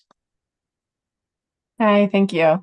And I'll first acknowledge that, just to acknowledge the enormity of this process of the literature review is, it's an incredibly large and challenging process. So just to acknowledge that, and I understand and recognize the need for the balance in terms of that process. I wanted to follow up on a couple of things related to what we were just talking about. So related to the scoping statements, the PICO statements, as well as to maybe some of the criteria that you mentioned, Scott. So I think a couple of us noted from the PICO statements, at least the ones that were included in the presentation, and I think in the volume 2 that we were reading, had a limited set of health outcomes, and yet then they resulted in the variety, the broad range of health outcomes that were depicted in the search results. So I just wanted to clarify that, and then also maybe get a little more information about some of those footnotes that you used for some of the screening processes, like the validated exposure model statement. There was a footnote, and then as well as about the single city studies outside of North America and the concentration that we just talked about. I just wanted to understand those a little bit more. And I think I'm understanding that the single city criteria and the concentration were just flags that were used to then result in further assessment, but not necessary exclusion. But I did want a little more clarity on that, and then maybe a little bit more on the what you meant by a validated exposure model as a criteria, and then a little bit more on those PICO statements. I know that's a lot, so I'm going to pause there. Yeah, thank you, Jennifer. So I'm going to maybe take a quick shot at the first part of your question, the breadth of the health outcomes, and then maybe Allison, you can talk a little bit about the the validated exposure models and the other criteria. So on the health outcomes, we did not limit our searches to particular health outcomes. We were obviously building off of what was in the last ISA, so that was our starting point. There are places in the IRP where we might have, where we have lists of health outcomes, and we might say EG, and we might list some, and that list is based largely on what we saw in the last review. It's not meant to be a limitation. So when we did the actual lit searches, we were not limiting by health incomes, and we do have actually a pretty large literature for new novel health endpoints this time around. And as Dave said in the presentation, we intend to include all of those in the ISA. Some of them will have their own chapters. Some of them might be consolidated into a sort of other health effects chapter, depending on how many studies we have supporting them. And then Allison, I don't know if maybe you can comment on the exposure or the validated exposure model issue. Sure. So when we say validated models, there was some deficiencies in the previous assessment, of which some of the land use regression models were not validated. We did not really see that this time, but we did have that as a criteria to focus that those were probably the higher priority studies, that they had some kind of effort to really evaluate the parameters that were input into the model and to make sure that it made sense for the model development. There were a couple of issues that we saw, and talking less than 5 studies, where there were studies for single cities in China that were using the ESCAPE model, which was based out of Europe, and they did not change any of the inputs or any of the criteria of what they thought would be appropriate for that model. The validations on those models were either not provided or they were very low. They were, I think, well, I won't say numbers because I don't remember off the top of my head exactly the numbers, but they were very low validated models. And they even mentioned this within the papers, that they assumed that their exposure was limited because they used a validated model that was that did not consider the parameters that were unique to their geography. So those couple of issues were just flagged for that. So generally it was not an issue this time around. In the previous assessment, there was some issues with the validations of the models, but that was not as a big of an issue this time around. But we did include it originally because we thought it might be a way to flag studies for either, does it make sense that they're using this exposure assessment method or modeling, and is it appropriate for the study, and is it introducing error? Can we actually tease apart effects from an oxide of nitrogen? So it was just a flag that we originally had, but it didn't really it really didn't play a big role into the overall literature. I'll say that. So, and then to go off the next part of your question related to the single cities outside North America. So we did flag those studies specifically to make sure that they had more than just a city or regional effect, and that they were considering factors that would be generalizable across the estimates as well. Now, saying that it was a single city didn't necessarily mean that we excluded it. We did look at the different aspects of the studies, which included some of the exposure periods that it makes sense for when they were assessing the exposure, and the concentration as well. It wasn't just it was above 22, we excluded it. That was not the case. We did look at whether or not it was over that concentration, and it's between the single city and that. We did then look at, do these have policy relevant aspects to the studies, including, are they looking at risk factors? Are they looking at novel study design? Are they using novel study designs? Or is there some biological plausibility in here? Is there a unique or rare outcome that has not been assessed? Or are there other aspects of this study that are not particularly well covered within North American studies? And then we reevaluated them. So it was just a flag for us to kind of really dig into whether or not we could tease apart the generalizability of the overall study, outside of just maybe a regional effect or a city level effect. And then we did so we did include studies that have concentrations above the 22 cut point. It was just originally just a flag for us to consider these studies for more scrutinized evaluation. Thanks, Allison. I think Jennifer had also asked about the COVID, if I'm not mistaken, the COVID criteria, the requirement for consideration of common confounders during COVID lockdown periods. Right. So some of the there was very few studies that we evaluated during at full text that had this some of these issues related to the compounder control. They say that they conducted natural experiments, but they didn't take into account things like did they reduce outdoor air or outdoor activities where we were looking at ambient exposures to NO2 in the studies, or was there considerations for spending more time indoors, less time commuting, potential mask wearing, different access to care, because all those things changed within the COVID period, which has been well established. So we did want to make sure that we put thoughtful consideration into those studies. If they're saying it's a natural experiment,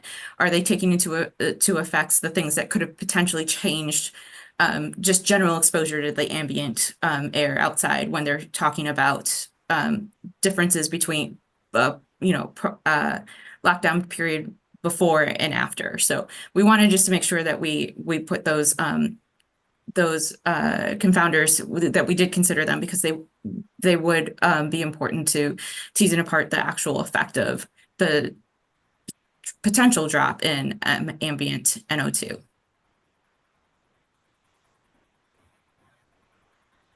Okay, I think, are we ready, Jennifer, for the next comment? Move on to Christina. I have a very simple question. If you could just reiterate the years of the studies that were covered in the literature review. Sure. Dave, do you have the years? And if you don't have them, literature search, it went from March 2014 to June 2023. Is that what you're asking? Yes. So 2014 through 2023? June of 2023. So March of 2014 to June 2023. There will be an. Thank you. Okay. Thank you. And will that be updated, or that's going to be the end for the whole process, June 2023? Our expectation is it will follow past precedent where we do some sort of updated lit search. For example, in lead, we did a targeted update where we focused on certain health outcomes, certain types of studies. So there may be, this may be something that we actually are looking for input from the panel on too, as we get, when we get to the draft ISA, but I expect we'll do some sort of update. It may not be a complete update. It may be a targeted update. Great. Thank you. George, I see your hands up next. Okay, so is this a good time to talk about issues with CASAC review process? It's up to you. Up You're to me. asking All right. a question of EPA. All right. Let me get my hand down. Yeah, the IRPs, volumes 1 and 2, among other things, they do summarize the general approach to the CASAC review process. And there are some concerns based on recent reviews, both for ozone and the NOx/SOx secondary review regarding EPA's stated objective, and tell me if I have this wrong, the intent of only doing one draft of a review document. And by that, I mean one draft of an ISA, one draft of an REA or REA-PA combo. Now, in the cases, both of the cases for ozone and the NOx/SOx secondary, there was a lack of closure. By that, I mean CASAC said either explicitly or implied that the documents needed more revision. Now, historically, going back more than 10 years ago to the 2012-14 ozone review and other early reviews, EPA staff would do revisions as requested by the CASAC. An example there from the ozone review, 2012 ozone. The ISA went through 3 drafts. That's a little intense, but the PA went through 2 drafts, the 2013, 2014 PA. And eventually closure was achieved, meaning the CASAC said, yeah, we're good with them. They are adequate for the intended purpose. So my question is that still the case? Is closure still a thing? Or are we really constrained, as in the more recent reviews, to a single draft of these major review documents? Slide 15, that's the milestone slide in today's presentation. I didn't realize it, but I'm not surprised that there is a deadline suit in process. I guess there's no date certain yet set forth, but but this is, having these kinds of deadline suits is really now it's routine. I don't think it's a reason to insist on limiting reviews to a single draft. The agency may argue otherwise, but the slide 15 implies but not states a single draft of each major document. So I guess my question to the agency is, where does this stand? Do we still have the opportunity to say, we think it needs more work, we'd like to see another draft? Or, is it one and done, one draft and done with the current process? So I guess that's the question. I may invite Steve and Erica on to provide some broader context. But I will say from the ISA side, our intent is we go in optimistically with the intent of having one draft, but we are not precluding multiple drafts if that is the recommendation coming out of the CASAC. Yeah, and I see Erica popped on. I'd just like to add from the policy assessment side, oftentimes, like you said, we're operating under these consent decree schedulers or court order schedules or administration priority schedules where things are being completed much more quickly, which I think the CASAC has encouraged us to do as well. And so I'll just invite folks to consider how long it takes to get a second draft together for CASAC review, which will, for a policy assessment, would probably be about adding a year to the process. And so we do aim to put out the best draft that we possibly can for your review in the first place with our first draft. We do take into consideration the CASAC's advice in revising that draft, whether it results in a second draft or a final document. So with that, I think I'll go ahead and turn it over to Erica and Steve to see if they had anything additional they wanted to share on that. Yeah, thanks, Nicole. I think I would just echo what you and Scott have already said, which is, our goal is to produce the best quality product we can in the first version. And sometimes we miss the mark, and that's why we're bringing it to you for review. So if you think that there's something significant that would really change the conclusions that we could draw from the document, that's the time where we would expect to hear from you that you feel you need to see another draft. And we would always do our best job to try to provide that draft if we can, schedule permitting. So sometimes there are constraints, as folks have said, that can hamper our ability to generate a second draft, but we really want your unvarnished view of whether you think the document, nothing's going to be perfect, but with changes that you recommend, is that good enough to go forward? Or do you really need to see it again because there's something fundamental that needs to be adjusted? Well, I guess, thanks. Can I just add, I don't have a whole lot additional to add there, but I will just echo what's been said and mention that we are, like Nicole said, we are making every effort to bring a really strong first draft to you. For all of the documents stated here. And in addition to that, we have actually incorporated a little bit more into the IRP to try and get early guidance, making sure we're heading in the right direction. And today we're looking at volumes 1 and 2. You will also see down the road, you'll see volume 3, which is the planning document for the policy assessment. So that's another big part of this is we're really relying on you to get that early signal, to get us kind of your feedback at this early point in the process to hopefully optimize the next steps and try to stick to that single draft if we can. No, I absolutely understand, the desire to avoid a second draft. I mean, it's another burden on EPA staff to do that. And Lord knows you folks are certainly busy enough with all the various NACS reviews going on. But I mean, the concern is that these days, legal action dates certain, et cetera, are almost always part of the mix.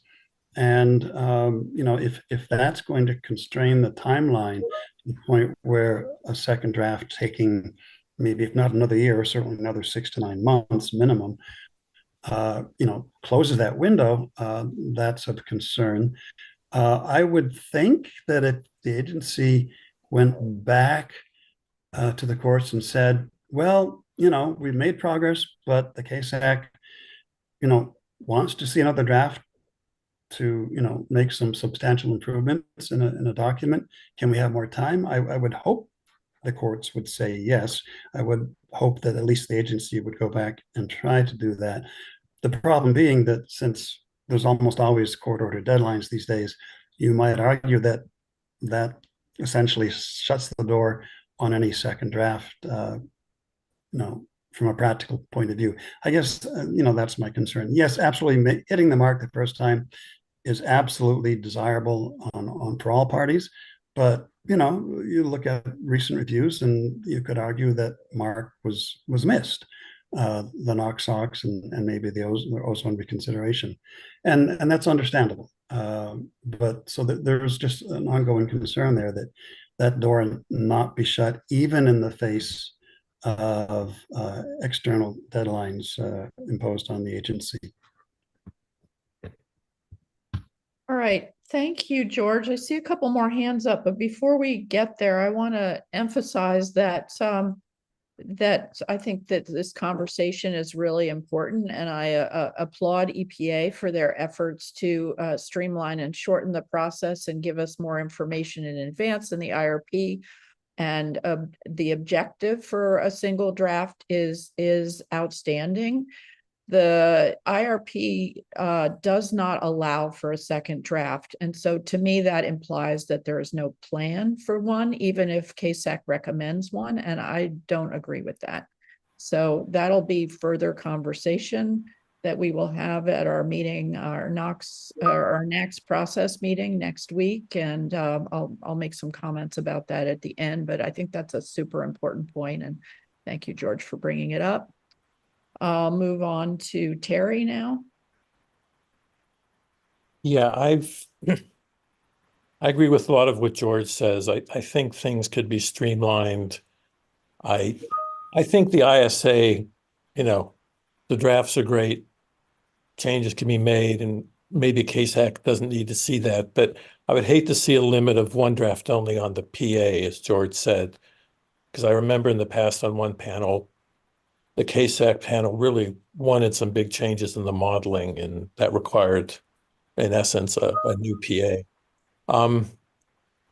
But I think things could be streamlined. If there are time constraints, you'll see it in my notes. I was going to bring it up later since George started it now. I don't see a purpose for the kickoff workshop. I've heard they're great to bring experts, but between EPA's kick-ass job at doing a literature search, the experts on the CASAC panel and at EPA, I'm not sure you couldn't, I'm suggesting you could eliminate this kickoff meeting. I also really question, I know we're here and I've heard some good information today, but I don't see the purpose of this IRP. It doesn't really serve something that's needed. It's gotten to the point, like the preamble, where it's so well done, in my opinion, that it could simply be part of some standard operating procedure. Because, I'm just suggesting if you want to cut some timeline off, the kickoff workshop, which I guess is optional, and the IRP, they could be taken out. There have been big changes in the past from the criteria documents to the ISA, REA, and PA. And I think things could be done again. And again, George just told me about this process thing, which is coming up, Leanne. So I hope that's a good meeting. Good. Thank you, Terry, for your comments. I have to say I strongly disagree with you about the IRP. I think it's really important to map it out so that we all understand where it's going, and it really helps with the process. So I actually appreciate that. I'm more with you on the kickoff workshop. I'm not sure of the purpose, but we haven't really seen that as CASAC, so maybe we're just missing something. Let's move on to Jennifer. Thank you. This is not why I raised my hand, but I will just say I agree with you, Leanne, in response to Terry's comment. And I think we should at least encourage EPA to consider the workshop. I think there may be some things.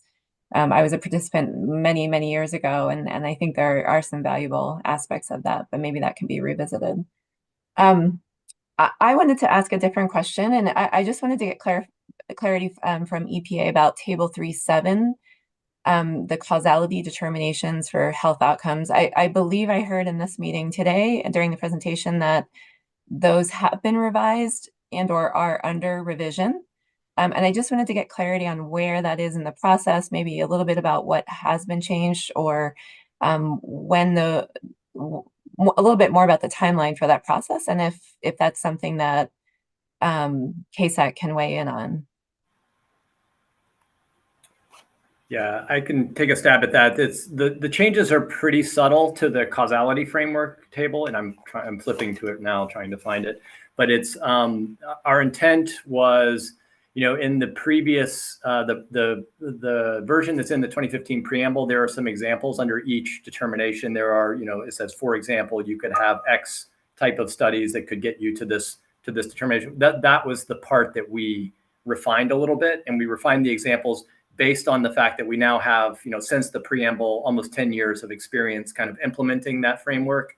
So thinking about what are the realistic examples that could get you to causal or to likely to be causal. So that we refined those examples. We did so not with an intention, as Dave mentioned, of changing the way the evidence would be assessed or the way it would end up landing as causal versus likely versus suggestive, but more as a clarification on the types of examples that could get you to the different categories. That was the main tweak that we made to it. But certainly that's something that is, as I mentioned, we're going to have an updated version of this description that goes into the draft ISA. So any comments that this panel provides will be considered in developing that. Okay, I see Judy has her hand up. Maybe we're running out of questions for EPA. I want to note for the panelists that we can ask questions of EPA at any time during this meeting. We don't have to just do it right after the presentation. So I think what I'll do is I'll take Judy's question, and then I'll turn it over to Aaron to introduce the public speaker, and then we'll take a 5-minute break, and then we'll move on to the next part of the agenda. So go ahead, Judy. Yeah, the upcoming, I say have a cutoff day of June 2023, and then the presentation today indicates I say would be released by beyond 2024. So this is 12 months, over 12 months or 18 months differences. I like to ask Scott to define your target update. And what do you mean by the target update for the literatures? Yeah, well, we haven't defined it yet, so I don't know exactly what it's going to look like. For lead, we did what we called a targeted update, where we focused on specific health outcomes that were the most likely health outcomes based on what we saw in the evidence base to be important for decision making. So we could use so I think we're going to have to wait and see what the literature looks like, and we could do anything from a full update across the entire literature to something that is targeted towards specific health outcomes where we think additional new studies might make a difference, either in the ISA conclusions or in the downstream kind of policy applications, or where if we see particular outcomes where we see a large advance in the literature, where we have a lot of new studies that have come out. So I don't have anything to say that this is exactly how we will do the targeted update, but it's something that we'll discuss as we move forward and look at what the initial literature search gave us in terms of the strength of evidence across outcomes. Thank you. All right, I'm going to turn the meeting over now to Aaron Yao to introduce our public speaker. Okay, yes, we have one public speaker for today, Shyamala Rajan with American Lung Association. You will have 5 minutes. Give me a second to get it all set up here.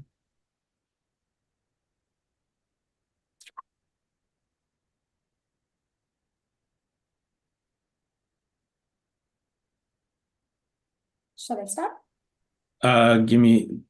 Hold on.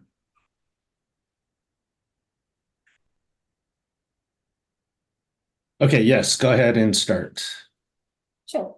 Thank you. Good afternoon.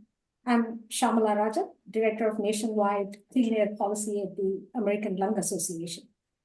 The Lung Association has a long-standing commitment to the principles of the Clean Air Act, including the requirement of setting primary national ambient air quality standards for criteria pollutants at levels that protect public health based on current science. On behalf of the populations with lung disease that we serve, I offer 4 comments for CASAC's consideration, some of which reiterate the points we made in our detailed written comments to EPA on its RFI last year. 1, PICO study evaluation. We ask that well-designed epidemiological studies conducted outside the United States not be excluded in the ISA if they meet the other PICO's criteria. Such studies could influence the weight of evidence in causality determinations and therefore should not be excluded just because of the study locations. Given the spatiotemporal variability of ambient air across any location, even within the US, flexibility in geographic requirements must be afforded in study selection if the long NAAQS review process is to effectively capture current science. We note that Canada, whose ambient air likely resembles that of the US, has adopted much more stringent long-term and short-term standards for NO2 based on the same scientific literature that's available to the EPA. Canada's current 1-hour standard of 60 parts per billion is set to be revised to 42 parts per billion next year, and its annual standard of 17 parts per billion is set to 12 parts per billion in 2025, the forms for both standards being the same as the current NO2 NAAQS. Point 2, climate change. Climate change is directly impacting human health in multiple ways, and it is also contributing to ambient air pollution. There are numerous studies that show an increasing trend in the number of lightning strikes and also in more intense and frequent lightning-ignited wildfires caused by climate change. These events impose a penalty on ambient air pollution caused by increasing levels of criteria pollutants, including NOx. As such, the collective impacts of climate change on atmospheric chemistry and on human health need to be included in NAAQS considerations. Point 3, elements of NAAQS. We ask that in this review, you evaluate all elements of the NO2 NAAQS. Exceedances allowed in design value calculations through the current forms of the NAAQS, in monitor data completeness requirements, in data truncations or rounding conventions, in addition to demonstrated exceptional event exceedances, do not constitute or contribute to NAAQS violations in regulatory assessments, but nonetheless affect public health.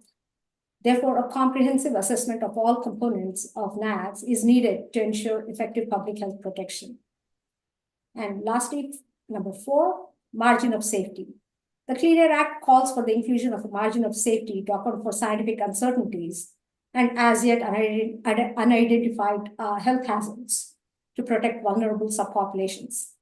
To be truly effective in protecting all groups, the standards must include a holistic and comprehensive accounting of the cumulative impacts of other risk factors.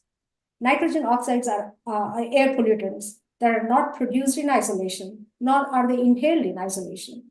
cumulative impacts of co-pollutants, climate change effects, as well as intrinsic and extrinsic vulnerabilities, including socioeconomic factors and life stages, significantly influence the health endpoints that are associated with NO2 exposure for all subpopulations, but particularly so for environmental justice communities. Quantifying these impacts and applying them in determining the NACs is essential to truly satisfy the margin of safety requirement of the Clean Air Act. The last NO2 NACs review process was completed on April 18th, 2018, and the current process should have been completed last spring. We therefore urge the CASAC to move expeditiously now to ensure that NO2 NACs align with current science to better protect public health from NOx exposures. National air quality reviews delayed, our clean air protections denied. Thank you for your time. Thank you for those comments. Invite any panelists who wish to ask questions of our public speaker to raise their hands.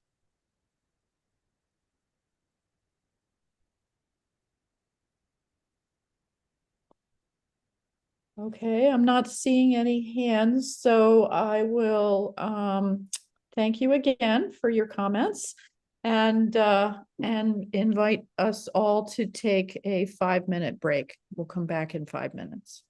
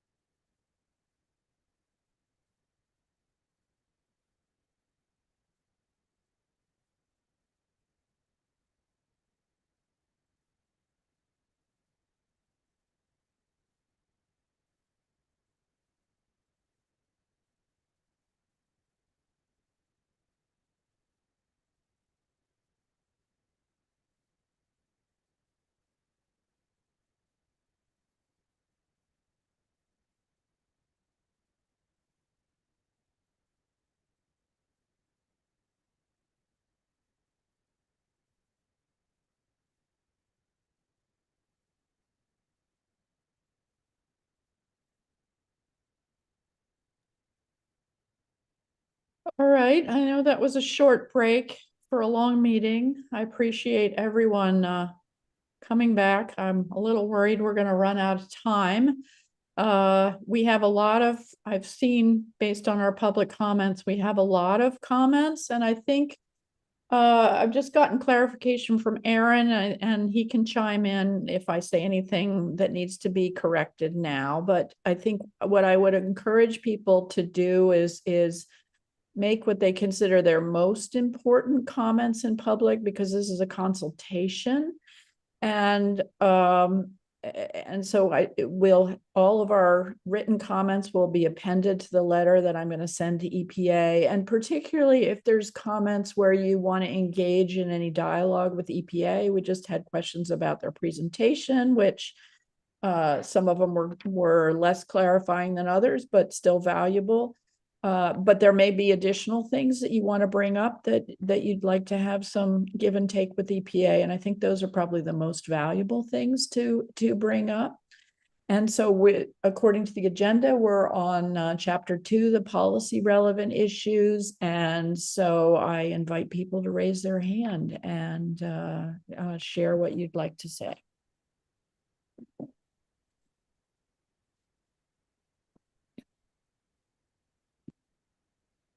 So Ed, go ahead. Thank you. So I have 2 questions that relate to comments throughout volume 2. And those refer, one, to the issue of multi-pollutants, and the other, the climate change. And I'm encouraged to see that the agency is thinking about both of these and how to integrate them into consideration of NO2 health effects. And I wonder if anyone in the agency would care at this time just to give us any insight into how that's going to be done, because it frankly hasn't been done in the past for multi-pollutant models to very much extent, and climate change has obviously not recently been an issue, or not until recently has been an acknowledged issue for them as well. Does anyone from EPA want to respond to that? I can take a shot at responding on that from the ISA perspective, on the multi-pollutant side especially. So recent ISAs have included small sections that have evaluated multi-pollutant effects. And typically what we look for is studies that, because we are looking at health effects, in this case of oxides of nitrogen, we are looking for health studies that provide insight into the health effects of oxides of nitrogen. To the extent those health effects are modified by co-exposure to other co-occurring pollutants, ambient mixes, other factors that may modify those health effects, then those are studies that are potentially relevant for inclusion in the ISA. So on the ISA side, that's the lens through which we are looking at the multi-pollutant issue, is that we want to be able to interpret the evidence in the context of health effects of oxides of nitrogen exposure. And so, but the degree to which those effects can be modified by co-occurrence of other pollutants, that would be fair game in the ISA. So it's strictly through the lens of how it affects NO2 effects, as opposed to the co-pollutant effect. Well, yeah. So we are constrained to some extent by the legal framework in which we are working in the NACs, and so we are required to look at the health effects of the oxides of nitrogen. And so, yeah, that is the lens through which we're looking at it. It's not just NO2; it's NO2 and any other oxides of nitrogen for which we may have health evidence. Thank you. And I don't know if Nicole or other in the agency want to say anything, or if you want to switch to climate change.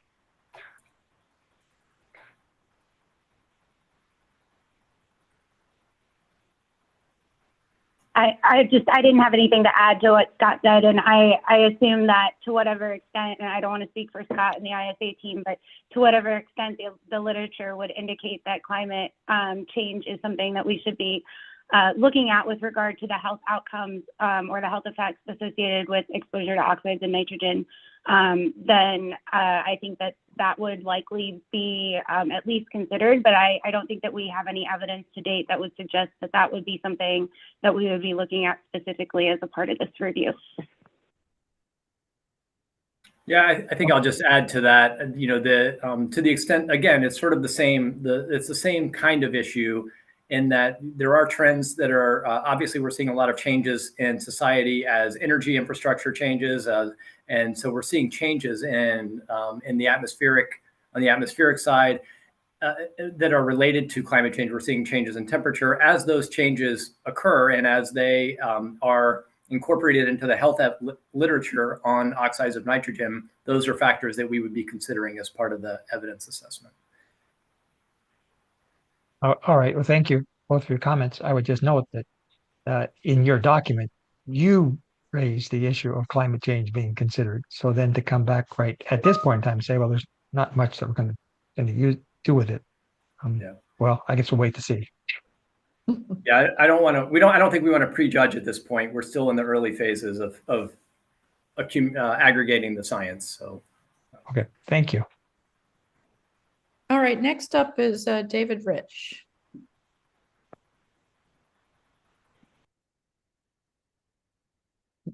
Sorry, I wanted to speak a little bit to looking at the issue of time lags. And as we think in our EPI studies, a little bit about what constitutes a long-term exposure and what constitutes a short-term exposure. For things like cardiorespiratory and other outcomes and mortality, that's pretty well worked out. But a lot of the reproductive work, specifically in the pregnancy outcomes, a lot of us are using now models that might be looking at we put individual weeks into our models. And we might come back to us and say, well, look, during pregnancy, it looks to be, weeks, 20 to 30 really appear to be important in contributing to an adverse outcome, a pregnancy outcome.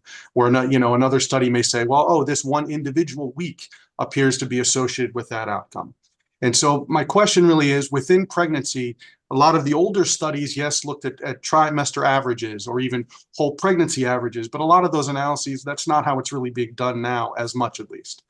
Right. And what I'm thinking also is that in the future, these distributed lag models are going to be used more for these types of pregnancy outcomes. And so a very specific question here on pregnancy outcomes, I'd like to hear a little bit about what time lags and what would be constituted what would you consider a long-term average and what would be short-term, and really trying to lay that out very clearly for this.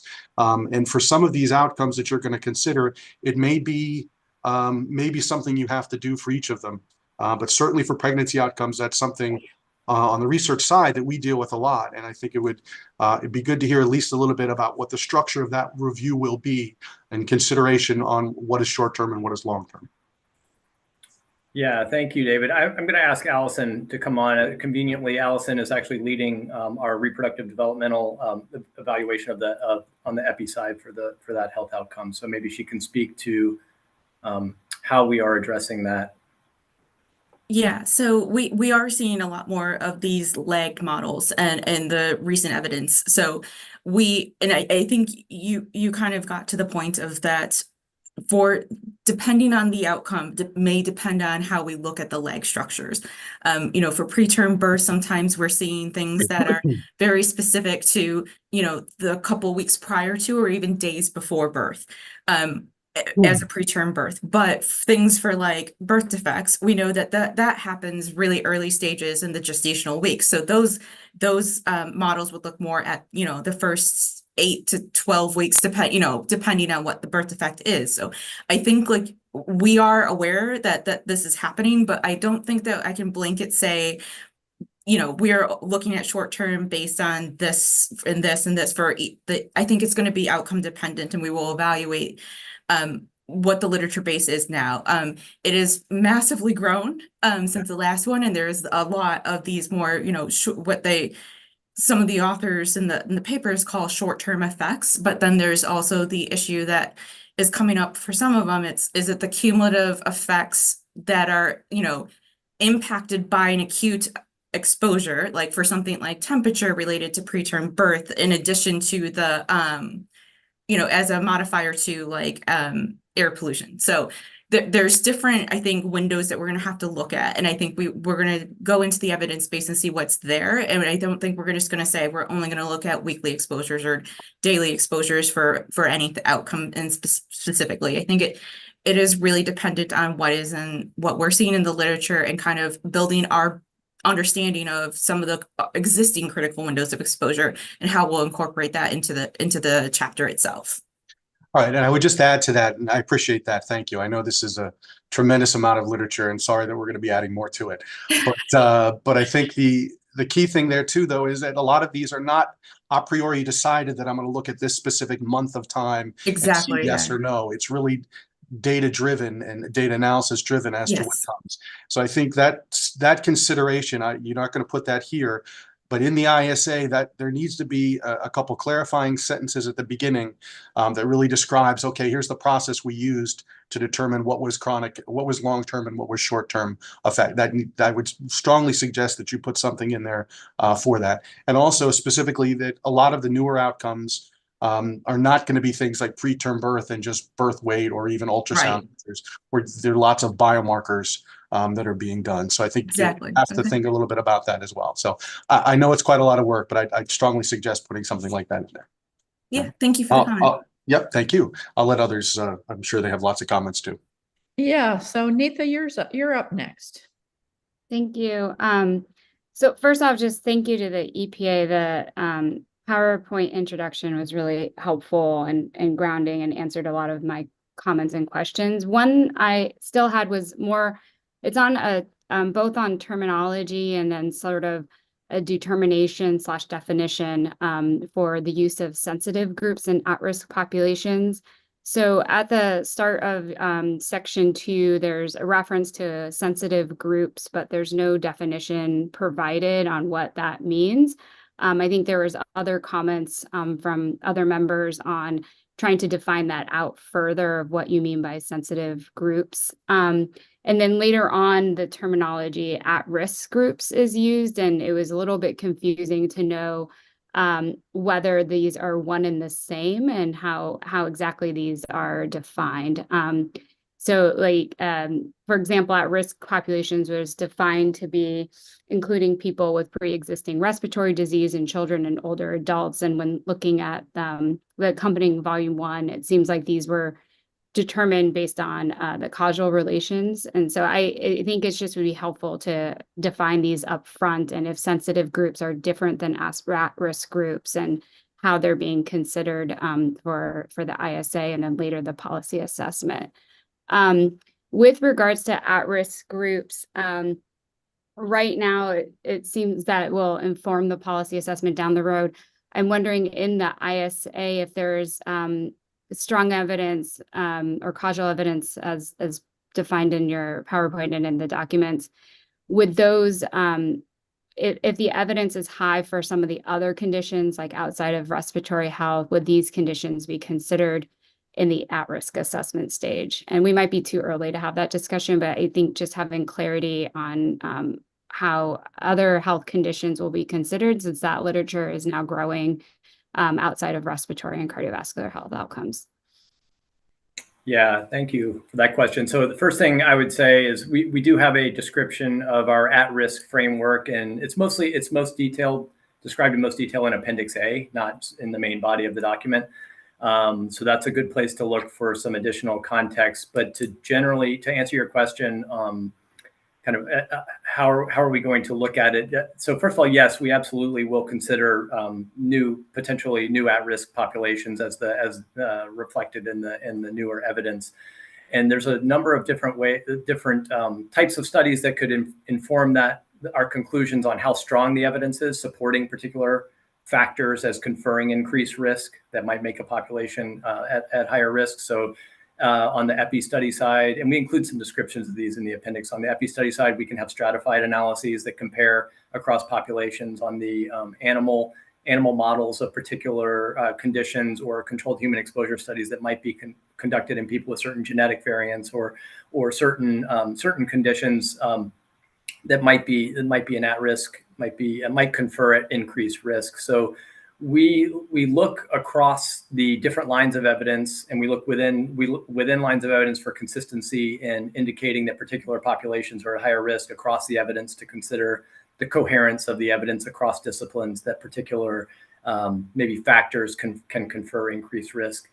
that evidence is weighed based on the criteria that we lay out in that framework and put into one of the categories, the 4 at-risk categories, with adequate evidence being reflecting the strongest support, and then from there down. Yeah, no, I did see that in Appendix A. I just think some of that background is helpful to have earlier on, and when you prepare the documents, just for being able to frame what the discussion's about. And then the first question I had was around sensitive populations versus at-risk populations, because both terminologies was used and that was confusing. Yeah, I can take that one, Scott, if you'd like. So I think the use of the word sensitive populations is the language in the Clean Air Act. If you read further into Volume 2, we do look at risk. We define this, and this has been an evolution in definition over time. I think those of you who've been involved in CASAC probably have been around for a while, remember this, but we look at at-risk populations both in terms of susceptibility and vulnerability. So the susceptibility are things that are innate sensitivities like genetic or developmental aspects, or acquired sensitivities like a disease that would make a person or a population at increased risk for health effects. Whereas vulnerability refers to an increased risk based upon factors like socioeconomic status, reduced access to healthcare, or exposure disparities. So we take into account both susceptibility and vulnerability. And when we talk about populations that are at increased risk of health effects, we are talking about, we define that as at risk, not as sensitive populations in the ISA and in the policy assessment. Okay, I think we are ready to move on to Christina. Okay, thank you. So this goes very nicely into my questions and my comments. So my comments that I submitted are very much based on understanding the difference between internal susceptibility and then like external vulnerability. And so it's good to know that that's EPA's intention is to look at both of those groups. I think that's not very clear in the materials. I didn't look as in detail with the appendix as I did in the body of the document, but it's not as clearly made there. And I think it's important to examine both of those separately instead of grouping them together into at risk, because when you are thinking about the policy implications, someone who has innate susceptibility versus external vulnerability, if someone's exposed to more pollution versus someone that has a comorbidity and therefore a same amount of pollution affects that person differently, is a very different question and very different association to understand. So I think just disaggregating those two would make it a lot more clear. And also when you have the weight of evidence approach as well, when I'm reading through it, it seemed like it just really applies to that innate susceptibility, but not really to the exposure. And so just differentiating those, I think would be very helpful for understanding, and also for down the line when looking at this from a policy assessment perspective. So that's pretty much my comment. And then I do have a question. And I'm looking for clarity about something that I believe, Nicole, you mentioned in the presentation of when we're looking at some of this susceptibility by different groups, is that I guess I just need clarity. It seemed like you were saying that even though we're trying to understand that the impact may be greater for these susceptible populations, the policy or the standard is not being set to protect them, it's to protect them, people on average. So if you can explain that a little bit more, I'd appreciate it. Yeah, I apologize if that was unclear. So what I was intending to say is that the standards are set not only to protect the general population, but also those populations that are identified as at risk. But the standards themselves are not intended to protect an individual within one of those populations. So we're not looking at, for example, the most sensitive child, but we are looking at children as an at-risk population. So I hope that clarifies, and I apologize for any confusion there. Okay, that is, and I'm very happy to hear, because that was, of course, my understanding. Okay, thank you. Thank you. Julian, I see you have your hand up. Thank you, Leanne. I appreciate it. And I'll just echo the comment. Thanks to EPA for all of your hard work on this. We all really, really appreciate it. My comments will dovetail, I think, quite a bit with Nita's comments and Christina's comments. In the report, and there's multiple places where it lists factors that may lead to differential exposures. And they kind of give this list multiple times, like proximity to sources, activity patterns, and socioeconomic status. So I just wanted to call out, and this can be either a comment or a question to EPA, depending on how EPA wants it to handle this. Either way is fine. To me, the term socioeconomic generally excludes race, ethnicity. However, for exposure to NO2, there is evidence that race matters independently of income. And so I guess my two questions/comments, one is, does EPA plan to include that aspect, that is race, ethnicity, in the list of factors, and more broadly in the document in general? I don't think it referred to race, ethnicity in the document that I saw. And again, exposure disparities for NO2 are not just socioeconomics. Race, ethnicity also matters. And the second question I have is, in the document, I saw one use of the term socio-demographic instead of socioeconomic, which this may seem like a kind of like in the weeds point, but I'm wondering whether they would be interested in making that a general switch throughout the document. To me, the term socio-demographic, at least again in my mind, is like includes socioeconomic, and so maybe socio-demographic may be preferable to socioeconomic because it includes more factors. But I'm curious to hear the author's thoughts on that. Thanks. Does anyone from EPA want to respond, or? I mean, I think just on the race versus SES, our intent is if there's evidence indicating race as an independent risk factor, independent of SES, then that would be something we would certainly look at and characterize separately. If you're seeking documentation of that in the literature, I'd be happy to follow up if that'd be helpful. Yeah, actually, so this is a general comment too. If you have specifics, if there are specific studies that you think we should really focus on that get at some of these issues, if you flag them in your individual comments, we will definitely take a look at them.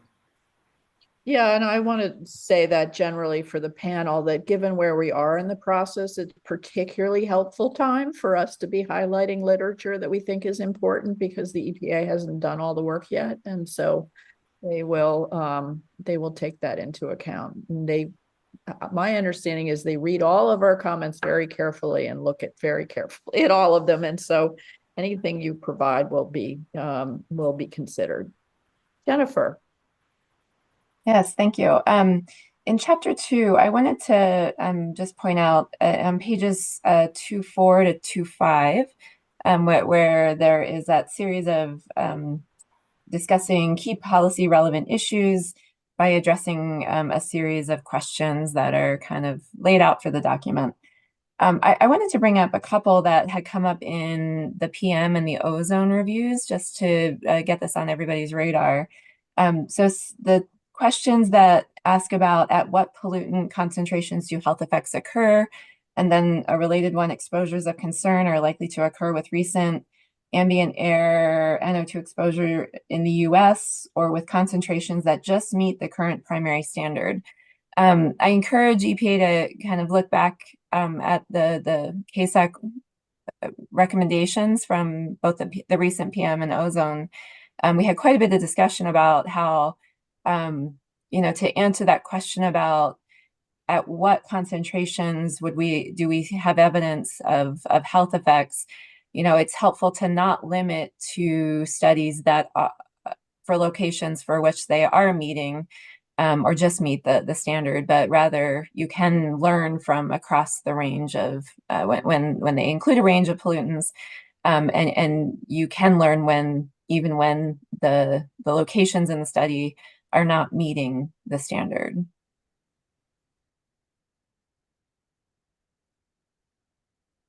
Thank you, Jennifer, for that. And I wanted to pile on a little bit that's in my comments, and that is the idea that CASAC has provided a lot of useful advice in previous reviews. I haven't gone back to the previous NOx reviews, but as Jennifer mentions, we've provided some useful advice recently. I would love to see explicit mention in the IRP that you're paying attention to that, because I didn't see that in the document, and I think that's actually really important that we see that attention is being paid, and I expect it is, but we've had a few iterations where we'd like to make sure that that's very explicit. So, Petros. Just a second to get my mic going.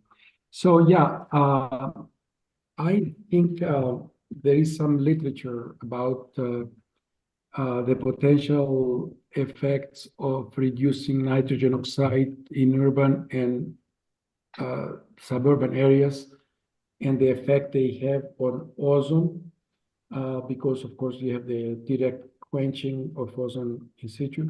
So I think it might be good to include this literature in the document, just to see whether we can have an idea about how further decreases in primary emissions of nitrogen oxide might affect ozone exposures within where people live.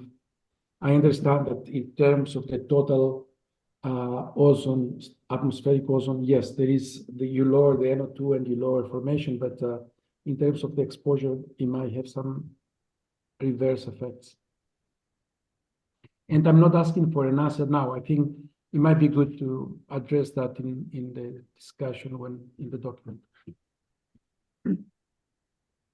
All right, thank you, Petros. And I'm sure if you point them to some of the papers that you think are really important, they will appreciate that. Is there further discussion about chapter 2? I'm mindful of chapter 2 and volume 2. I'm mindful of the time, and I'd like us to move on maybe to chapter 3. And again, things that other people have brought up or that you think will stand alone in your individual comments, you don't necessarily need to bring up, although I think it is valuable to for people to hear some of the most important comments, because several people either may not have thought of it or can build on those, and that is valuable.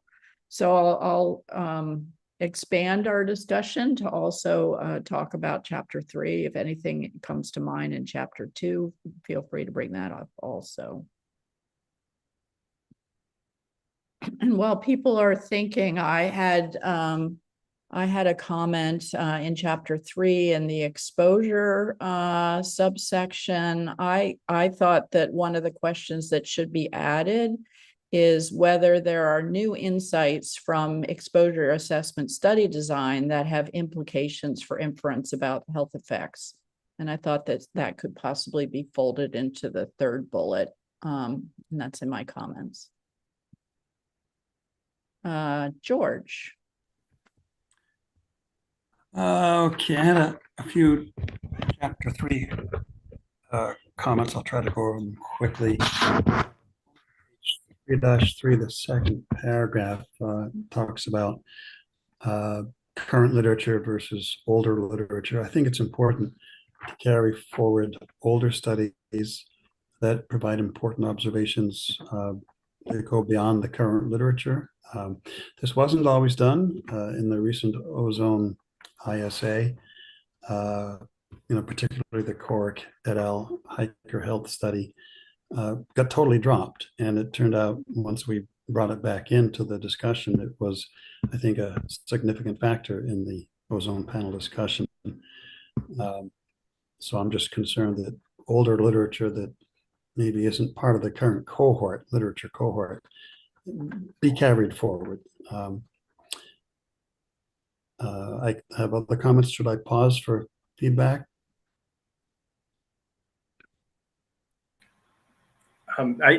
So our intent is that we will bring forward important older studies.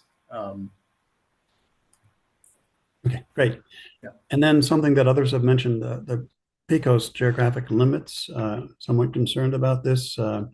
Footnote 24 at the bottom of page 3-116 mentions different inclusion criteria for studies with populations outside of North America. A lot of the studies, especially for NO2, come from areas like Europe that have higher use of automotive diesel. So I remain a little concerned, as in past reviews, of use of geographic limits to, exclude or perhaps treat differently, I think was the comment here, for studies outside of North America. Is that, Scott can clarify, but we've had some discussion about these outside North American studies using as a flag, is what I understand. Is that what you meant here in the document as well? Yes. So we use, right. So we did not automatically exclude the single city studies outside North America. We used that as a flag for additional scrutiny on other aspects on the aspects of study quality. Okay, and that's a great segue into my last comment, page 3-15, evaluation of study quality, and also shows up on page section 8.5, page 18. This is a critical component of study selection criteria that, at least for me, was an issue in the ozone reconsideration, the CASAC review of the ISA. Section A5 notes that individual study quality is evaluated by considering design methods and documentation, but not study results. And I emphasize, but not study results. That can be important when the results imply highly implausible associations.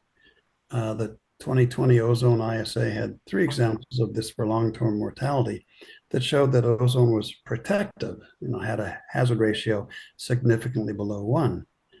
This, to me, seems like a result that should trigger closer review of the study methodology.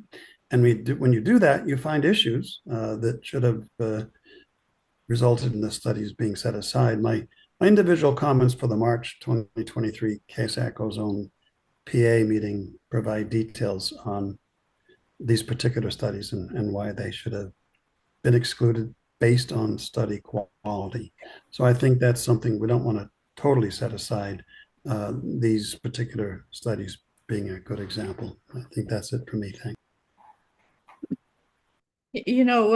George, you make a really important point. As a statistician, I'm a little worried about us scrutinizing studies a little differently based on their results. That could potentially lead to some dangerous territory where we more carefully scrutinize some things than others. I think the examples you point out with there were study quality concerns that weren't picked up in the quality review. So it's a challenge to navigate so much information and get that. It is, and the key there is only when the results are implausible and just are make no sense. Like ozone is good for you. Yeah. Okay. I think Mark has his hand up next. Yes, thank you. I in my comments, I had a few things on chapter 2 that I won't really talk about. They're more editorial than anything, just some of the bullet points, the organization of the bullet points, some of the sub bullets look like they should be on an equal level with the level above them. And I gave an example in my notes. Again, that's not a major point. On chapter 3, and this gets back again to that footnote, footnote 16 on page 3.5 that talks about the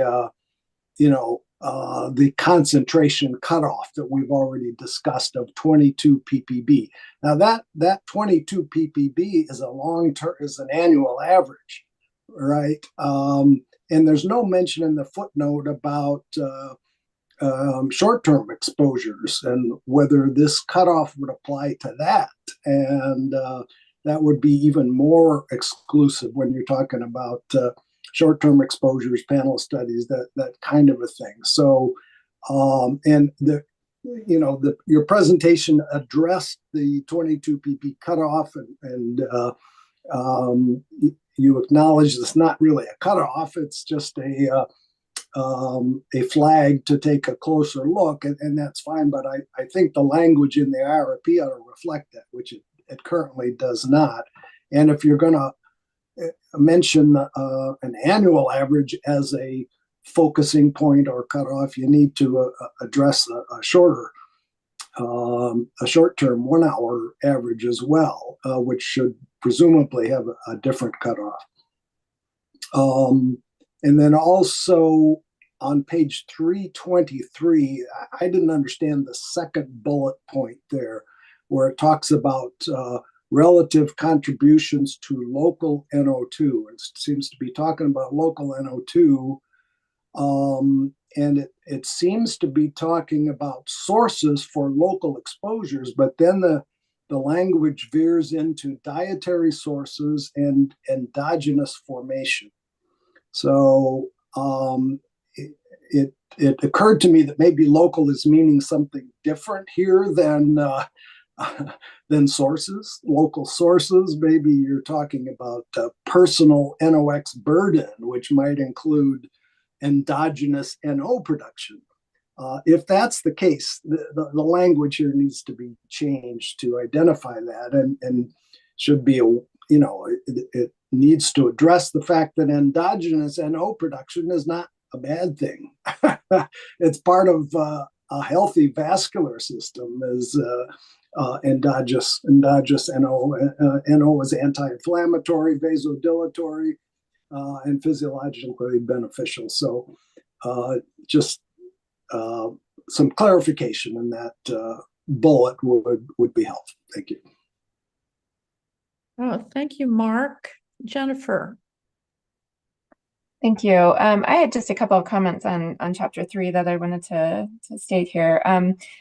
I did bring this up before with the PICO statement, but I think it's important, and I may be totally missing something here, but the PICO statement in the chapters, the outcomes were specified and they were very specific. And so, my understanding is with the PICO statements that you're supposed to follow that for the search in terms of reproducibility of the search itself and transparency. So I encourage EPA to clarify those PICO statements because they are, I think they include the respiratory, cardiovascular, metabolic, and mortality only. And that is very different than what we're looking at in terms of the breadth of the health outcomes. I think I do understand more about the footnotes that we've talked about a couple of times already. And this makes sense. I do encourage further clarity on this because in the spirit of transparency and reproducibility of the search and how you arrived at what's included, it's not incredibly clear to me how those footnotes are being applied, and then more broadly, how study quality assessment is being applied to arrive at the final list.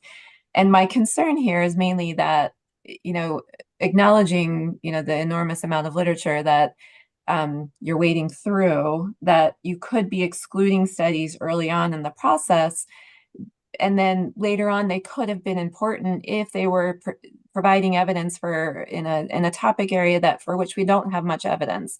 They might be focused on overall mortality where we have a lot of evidence, but then they could provide a very specific piece of evidence, for example, for at-risk populations, and they might get screened out too early. So maybe this is not a concern, but I would at least consider that. And then in the synthesis, I would encourage just related to what we were just talking about a few minutes ago, in previous CASAC discussions, we've had quite a lengthy discussions about how to weigh evidence from the control human exposure studies and epidemiology. And I think looking back at those discussions and incorporating some of the thoughtful conclusions that CASAC came to and the recommendations could be helpful here. And then I'll come back to this causality determination that I brought up a little bit. I would have some comments here. I didn't realize that they had been tweaked a little bit. And when I looked at the causality determinations, I am just struck, and I'll just point these two out, where the difference in the language between causal and likely to be causal. And I don't know if this is that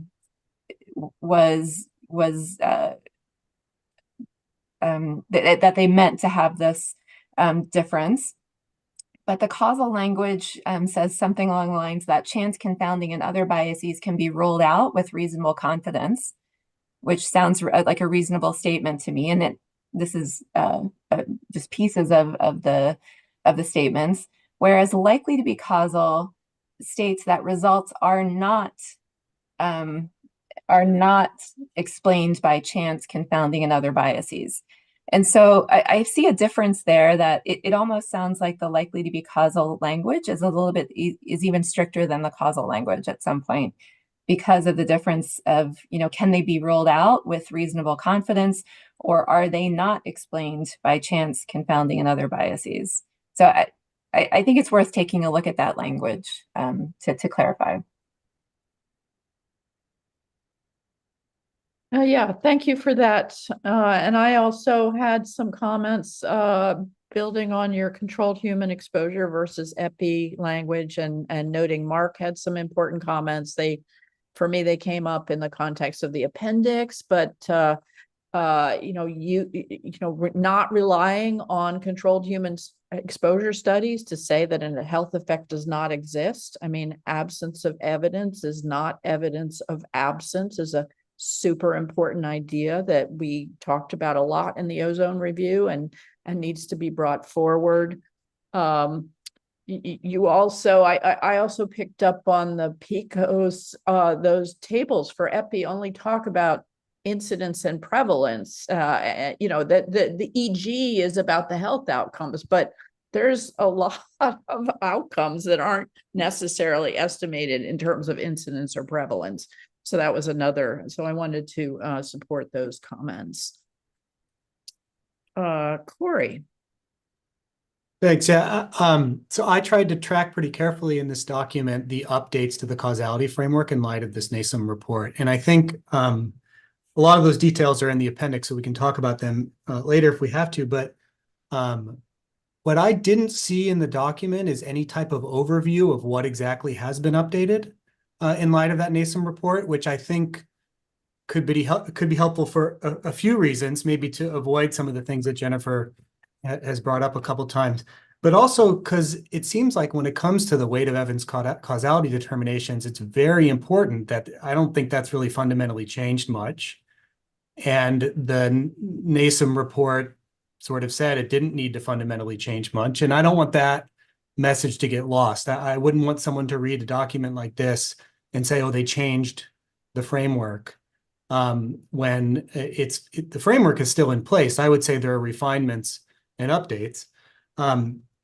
So I think I didn't write down the slide number, but in the presentation earlier today, I think Allison had a slide up that sort of explicitly linked some of the updates to the NASEM recommendations. That could be helpful. I don't think the NASEM recommendations are even explicitly listed in the IRP. Maybe that would be helpful. So things like this, I think, to me, it might be important to kind of weave the continuous story of where these changes are, why these changes are being made, where they were recommended, whether they came directly from this NASEM report or previous CASAC comments, as Leanne mentioned. All of that may help make this a little bit more clear. Thank you, Corey. Christina?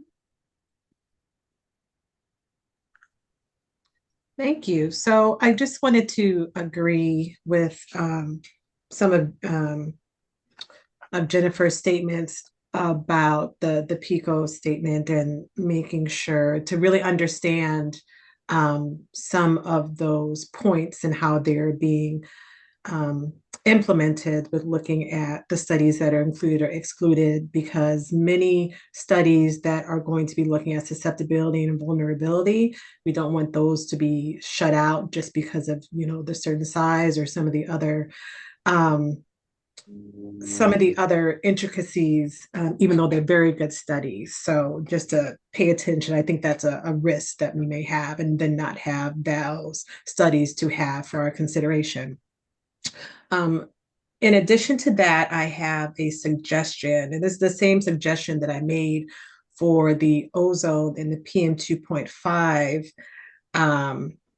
reviews as well, is to integrate the at-risk populations with the innate and external susceptibility in more thoroughly throughout the documents, and including them specifically when you're looking at different health outcomes. We know there's going to be division by health outcomes, but in addition to looking at the larger studies that are looking at everyone, to include those studies looking at those who are particularly vulnerable or susceptible there as well, so that we can be considering those when we're thinking about the health effects and considering those versus having them in a separate section. It's just kind of hard to have them in one section, like they're separate for the rest, even though the aim is to assess the information for the general population and those that are more vulnerable and susceptible. So it's good to look at those by health outcome.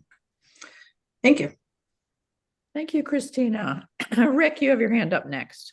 Sure, thank you. I have a question. It kind of transcends a lot of these question categories and ties into Appendix A as well. And it's really a question on the terminology of the word cook stove, which in the literature is usually defined as what we think of as a primitive cook stove, but that's obviously of limited utility to developing an ISA. I'm wondering if this definition should be a little more specific to include other cook stove definitions that I think the EPA is intending to evaluate, things like gas cook stoves, for example. And second, the EPA uses the term primarily to identify studies in exposure and chemistry research, but I'm wondering why this isn't specifically included in some of the health literature. You know, NOx is one of the only pure criteria pollutants with meaningful indoor sources. And I wonder if there could be an impact on concentration response functions, maybe for specific populations who might use gas stoves, or how these might be an important effect modifier or confounder in some of the EPI. So you're looking for some answers from EPA to those questions? Is that? I think so. Is there anybody who wants to chime in? Yeah, I'll just say our intention is to include studies of indoor sources to the extent they're providing insight into the health effects of the oxides of nitrogen exposure. So studies that use that look at indoor sources like stoves, gas stoves, are absolutely within the realm of what we'll consider for inclusion. I was just doing a search for the definitions of cook stove. I'm not sure if there was something else you wanted clarified on that, specifically related to that. Well, so I don't see things like cook stoves as an important component of some of the health research. I know that there are some EPI studies out there, and I'm happy to flag some of them, looking at indoor exposures from cook stoves to NOx, and how they might make you more susceptible to disease, as in a simple example. Right. Okay, yeah, I'm seeing that. Okay, yeah, as I mentioned, our intention is to include, if there are cook stove studies, indoor cook stove studies that are looking at health effects of oxides of nitrogen exposure, our intent would be definitely to consider those studies for inclusion. So if you are aware of specific studies that you think would be worth us considering, please do include them in your comments, and we will look. Sure, I think it's a question of definition and specificity. You know, I sort of chuckled when I saw cook stoves, and I thought there are very few 3-stone cook stoves in the United States. You're not going to get much out of that. And so I think having the idea of expanding the definition explicitly might be valuable. Okay, thank you. All right, Terry, you're up next. Along that line, I also got confused. And when I see the acronym PCOS, I know what you're talking about. I don't confuse it with Pecos Bill. But when I see in volume 3, you're using STEM for as an acronym for a new set of 4 words, I get completely confused, because whenever I see STEM, you know what I'm thinking about. I had lots of minor comments, which I won't get into. The only thing, I got shot down once about cutting things out. Here goes another try. In volume 3, and it's partly and appendix also, the exposure science and dosimetry. Of course, as an inhalation tox person, I know they're important in understanding the health effects, but I don't necessarily think they change much over a 5-year schedule, particularly for dosimetry. So just a suggestion that, this is, I think, a separate chapter. I'm not sure why EPA staff put so much effort into this. I might be making enemies of some of my EPA colleagues, but except for PM and, of course, particle size considerations, I really question whether atmospheric science dosimetry per se are useful when we derive a NACS, especially when you get to the PA. Just a thought. Okay, I'm not seeing anybody who wants to react immediately to that one, Terry. We'll move on to Howard. Thank you, Leanne. So I thought I'll bring up two comments regarding the evaluation of the study quality, which I think is important. Of course, goes into the causal determination. The first comment is actually what Jen brought up earlier about the exposure assessment. So when I read it in the footnote, it specifically says validated for locations and populations. And I think Allison gave a good example on land use regression models. There are, so these are of course very important for long-term studies where often the cohort will have a dedicated measurement campaign. But it's also mentioned in the document that there's increasing use of these ensemble large-scale models who essentially try to provide complete spatial temporal coverage are being used. So I just want to point out because I think evaluating the quality of these exposure products might be challenging when we're thinking about whether they're good enough for the study locations and regions.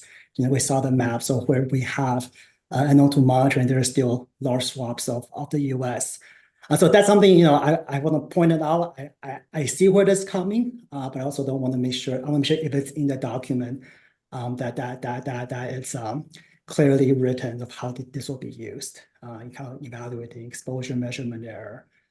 My second comment is in the appendix when describing study designs for short-term health effects. I think there was discussion on how case crossover and panel studies are preferred than time series studies, and I want to push back on this a little bit. Only because, first of all, case crossover and panel studies, I think, are targeting different outcomes and different questions. I also think that the case crossover, in my view, it's not a better study design to a confounding control. It has other advantages. So I'm going to kind of just push back on this language a little bit because I think it's written a little bit too strongly for me. Thanks. Yeah, Howard, I also, they're not in my comments that I submitted last week, but I looked more carefully at the appendix, which we'll get to, and actually, case cross, there's the Lumley and Levy environmetrics where the time stratified case crossover design was first introduced, and the estimating function you use in a case crossover study is the same as you use in a time series study. So why are we prioritizing a case crossover over a time series study when the control for confounding is done by matching in a case crossover study and modeling in a time series study? That's where the big difference is. So that seemed to be lost. And there are other advantages like exposure assignment. There are other reasons why one might choose one or the other. Yes. I think if I like the broader discussion of confounding evaluation, other stuff versus just purely based on study design. Yeah. And there's also, as you mentioned, a lot of reasons why panel studies are potentially not as useful as we would like. So those are really valuable comments. Thank you. And I'm thinking given the time and the lack of hands, we'll expand this to anything else. And since I have the floor, I'll keep going with some of the methods related comments that Howard started with. So I really wanted to highlight, I should probably let Corey make his own comment, but I really wanted to highlight his pointing out that the larger sample sizes and the longer time periods reduce selection bias.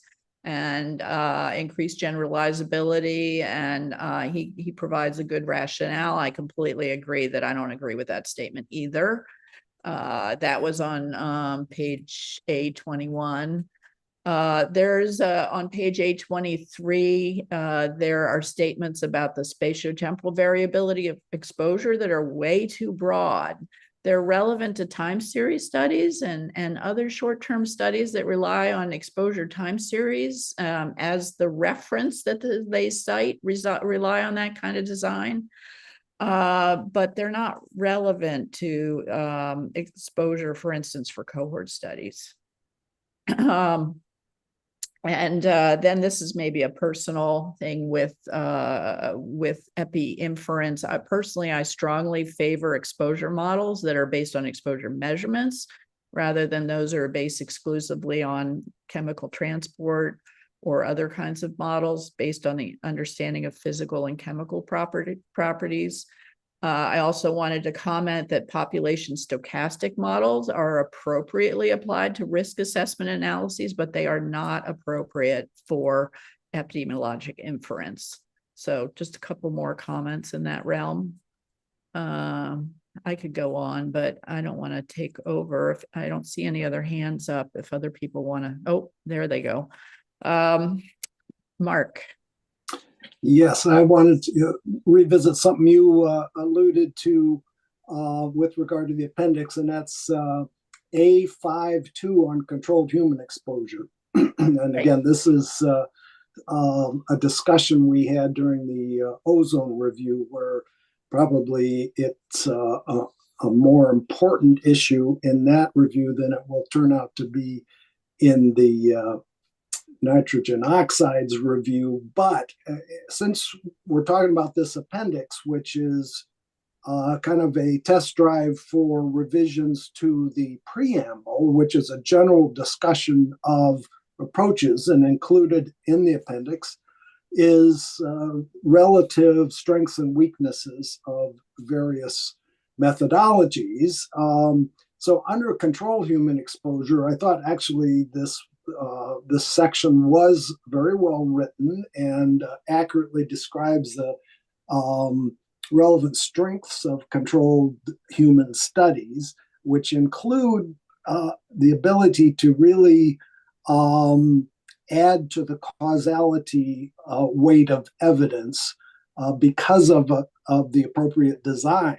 If you have an appropriate control and controlled conditions, then you can make inferences about the measurements and what's causing those changes in measurements. So that's a major strength of those studies. What I think you should consider adding to this section and to the revised preamble is the one caution that Leanne mentioned, and that is interpretation of human studies with negative findings. And the example is from changes in FEV1, which have been seen with ozone, for instance, and have been seen also with higher levels of NO2 exposures in humans. But you see an effect, it's measurable, it's repeatable, then you titrate down in future studies to see, what's the lowest exposure that can cause this effect. The temptation is to say, well, when you find that lower limit where there's no effect on FEV1, then that means there's no health effect at that level. But that may not be true. And it may be true for the individuals in your study. It may not be true for the general population, which is very different from the population of people that end up participating in controlled human exposure studies. So I won't read in detail, but and some of this discussion that's in my comments is a little similar to my comments under ozone, but I like to think these are a little better than those comments. But I encourage you to just take a look at them. I list 4 reasons why we should be cautious about using a negative human study or a a level at which an effect disappears to infer that that is a threshold level for a health effect. And part of the reason is we are not measuring health effects in human clinical studies. We don't want any health effects in human exposure studies. We want markers that might indicate that a health effect would be occurring with actual ambient exposures. FEV1 in itself is not a health effect, but it is declines in FEV1 are certainly associated with adverse outcomes in a variety of situations. So properly selected biomarkers can be very valuable in understanding the health effects and the mechanisms for those health effects. But a negative change in a biomarker should not be interpreted to mean there is no adverse disease process or health effect, particularly in someone with bad asthma or bad COPD or a child who's not going to be in a controlled human exposure study. So that's, I really would like you to consider adding a paragraph or two about that in the revised preamble. Yeah, thank you, Mark, for those comments. And you triggered me to read that section really carefully and this morning. And yeah, and I agree 100% with that. And also that I think the insights that we shared during our ozone review of how to look at this evidence hadn't really been addressed by CASAC as thoughtfully and as deeply as we did in the ozone review and as you've highlighted now. And it's a super important topic for the weight of evidence evaluation that, we can use these controlled human exposure studies to infer when they have positive findings to infer that there's evidence of health impacts. But when they have negative findings or fail to detect an effect, that doesn't mean that the effect is absent. And that's a super, super important point.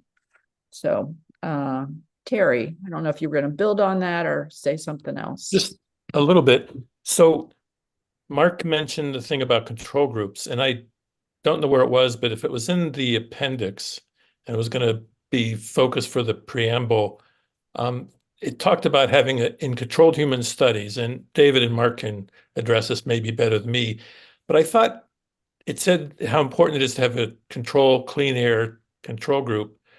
But is that really necessary? I mean, a lot of epi studies compare the high exposure to low exposure because there's no control group per se.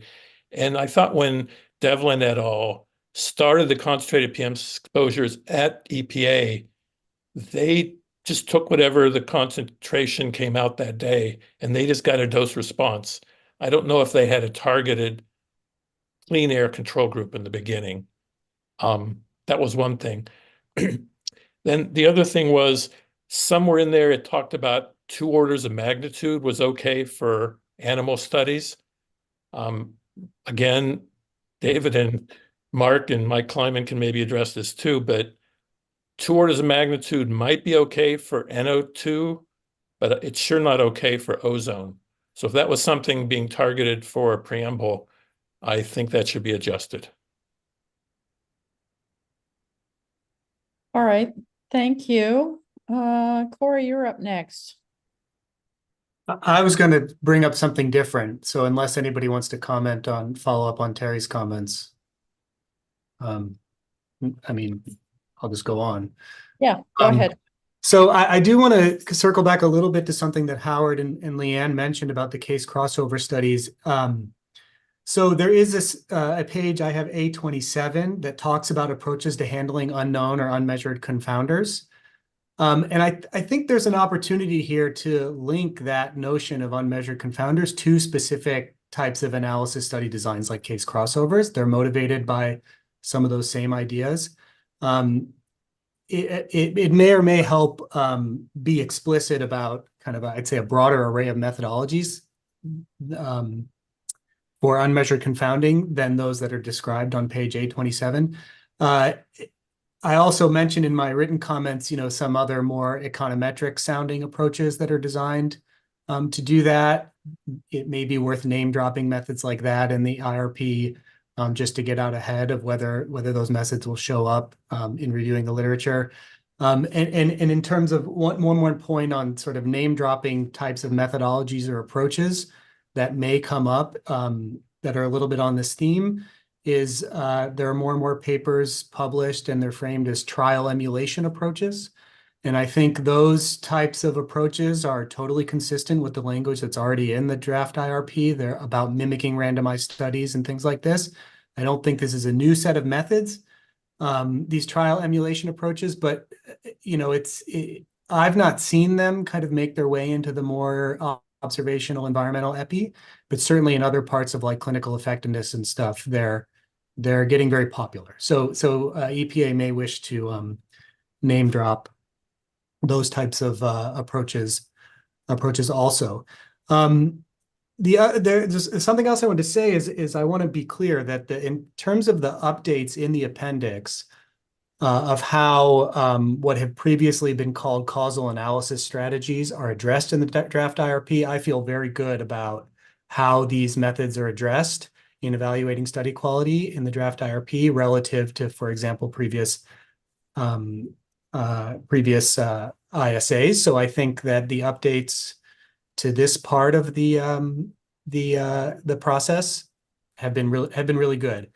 I do have one concern I wanted to possibly get some feedback on, which is it seems the approach the EPA has taken here is to give a name to a class of methodologies that might be called causal inference methods, but give a name to those methodologies without using the word causal, so as to avoid confusion with the weight of evidence causality determinations.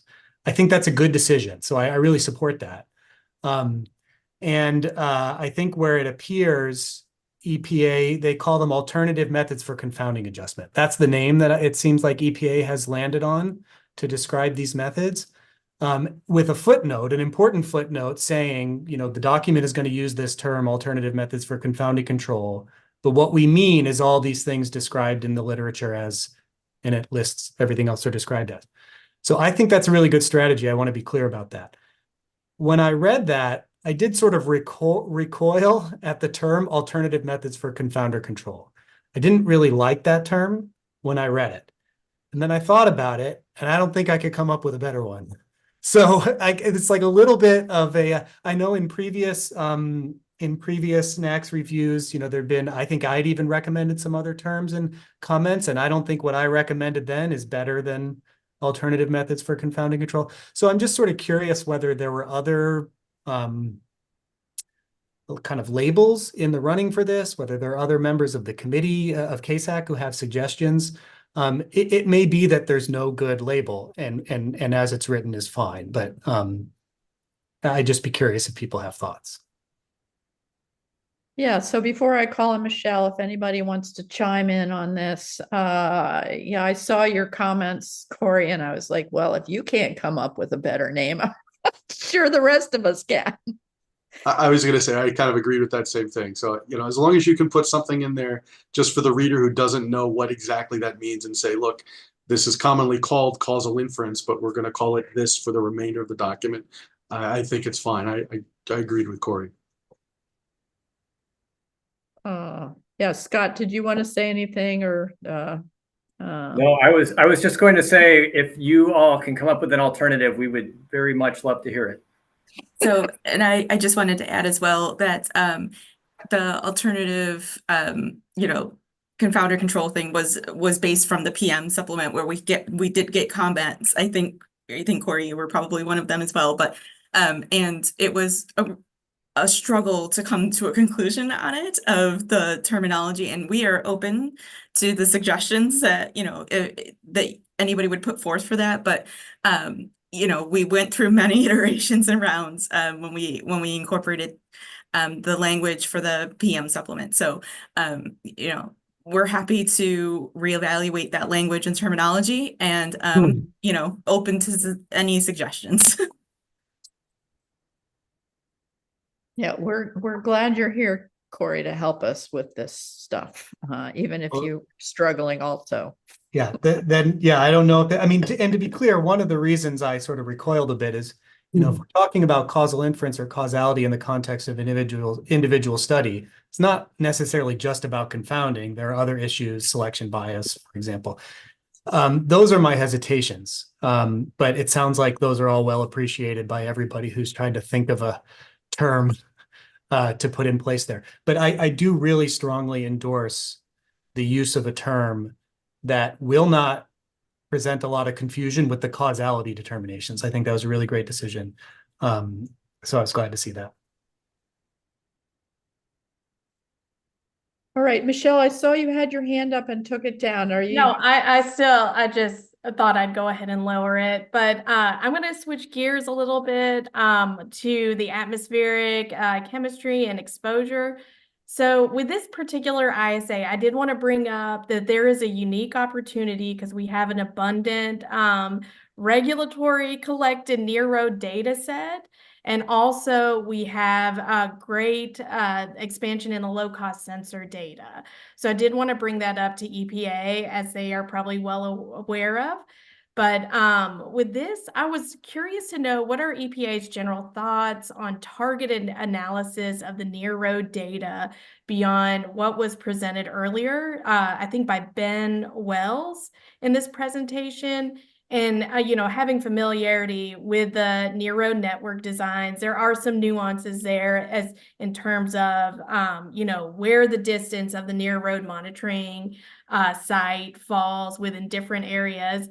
And then also, you know, you do have a collection of co-pollutants at these near road sites, but, you know, they're all collected presumably by different technologies that may be subject to their own biases. So I did want to kind of hear from EPA about their initial thoughts on that near road data co-pollutant analysis. And I did also want to make a suggestion because the IRP did mention looking into, you know, concentration levels under wildfire conditions and also under increasing temperatures. And I do think, you know, with utilizing EPA's fire and smoke map to kind of identify, you know, the wildfire conditions, may be a way to kind of fold that into the targeted analysis that EPA can do.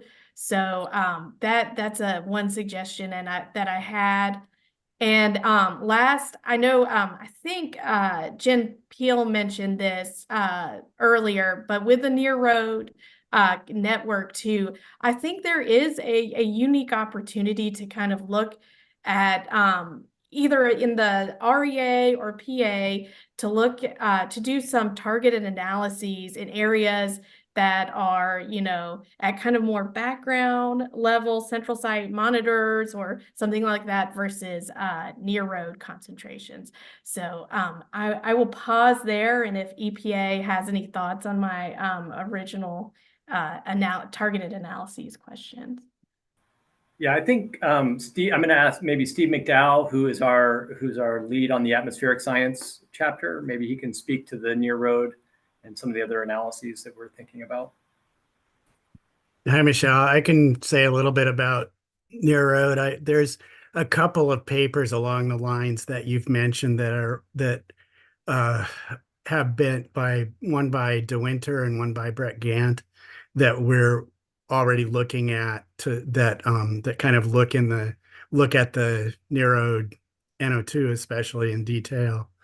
And I think as for the fire stuff, I'm actually co-leading the chapter with Nicole Olson, and she might have more to say on fires. I'm not sure if that's come up.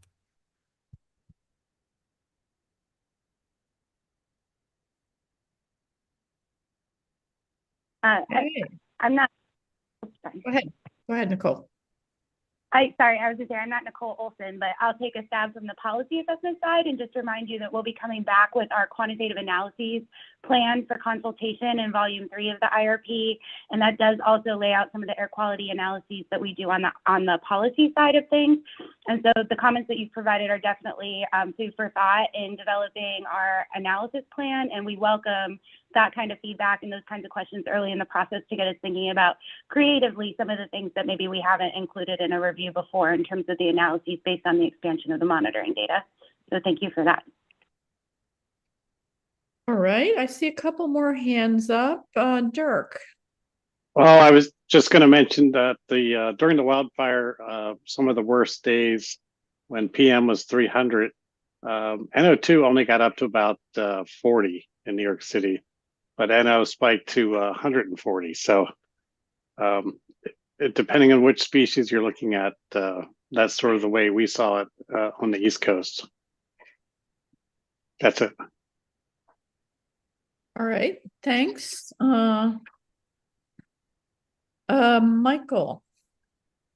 Yeah, I was going to make a similar comment that, and maybe the near road data will provide some insight into this, but the mix of NO2 and NO and other nitrogen oxides may be quite different.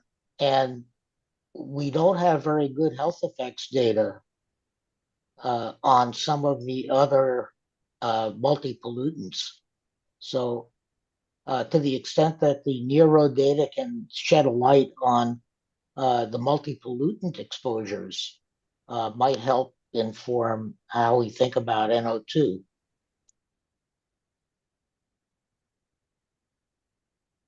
Thank you.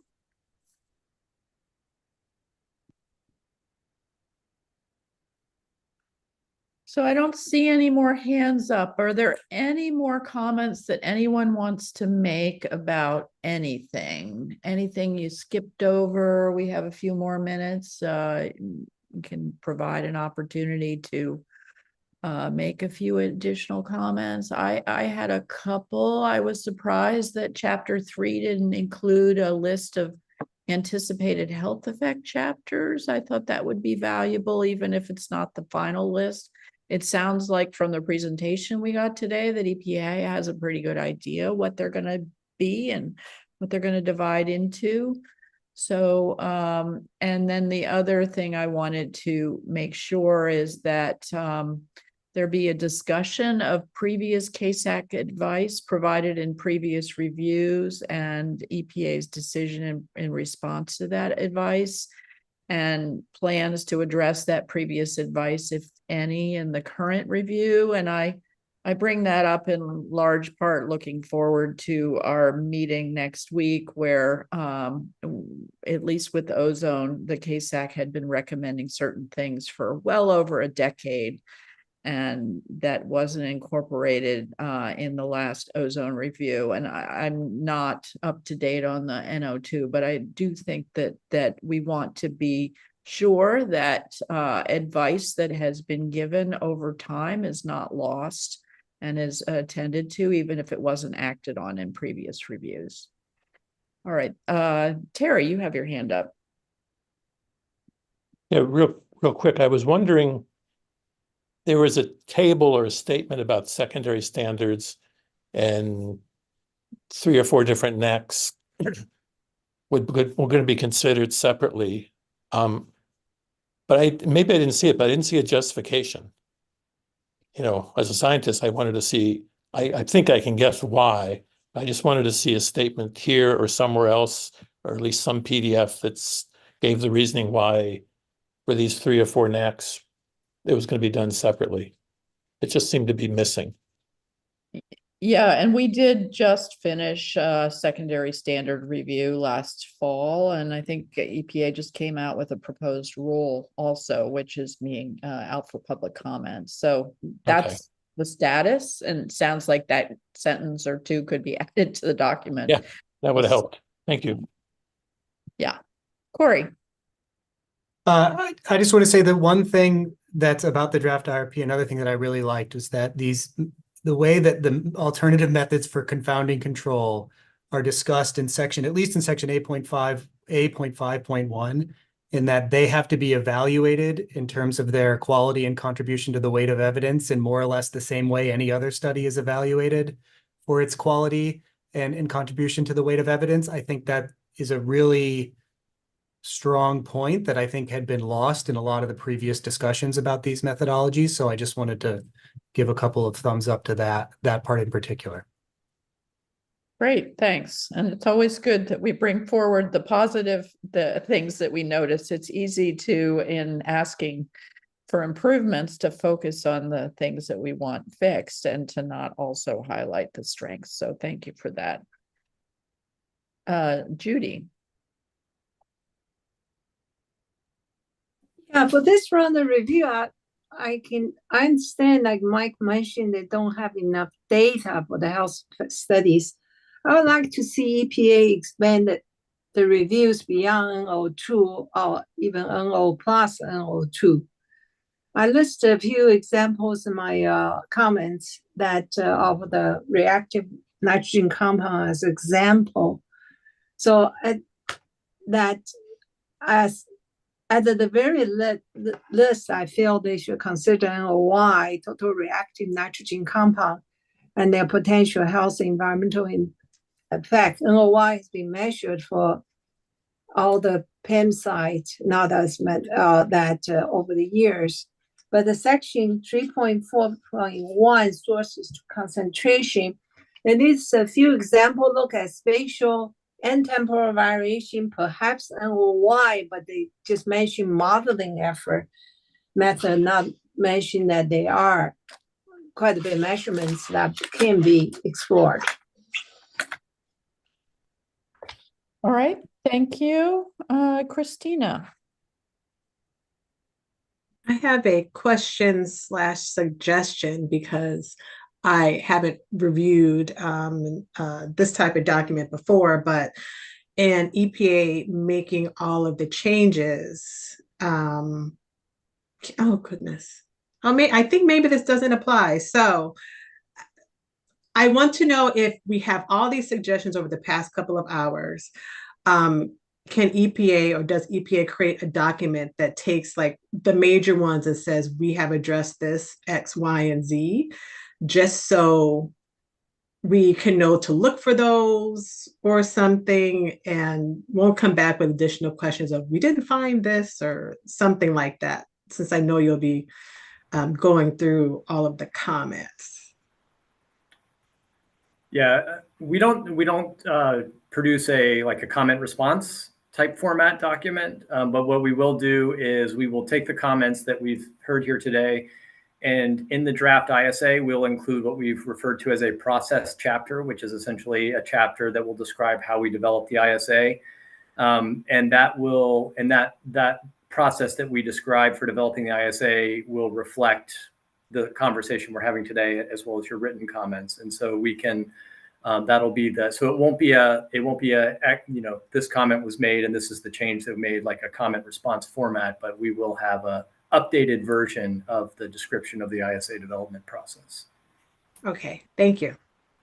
Ask a follow-on question to that, which is, if we email comments in today, I assume that also gets into the process. We don't have to raise them via the Zoom only. Is that correct? Yeah, particularly for a consultation. Aaron can chime in if I get this wrong.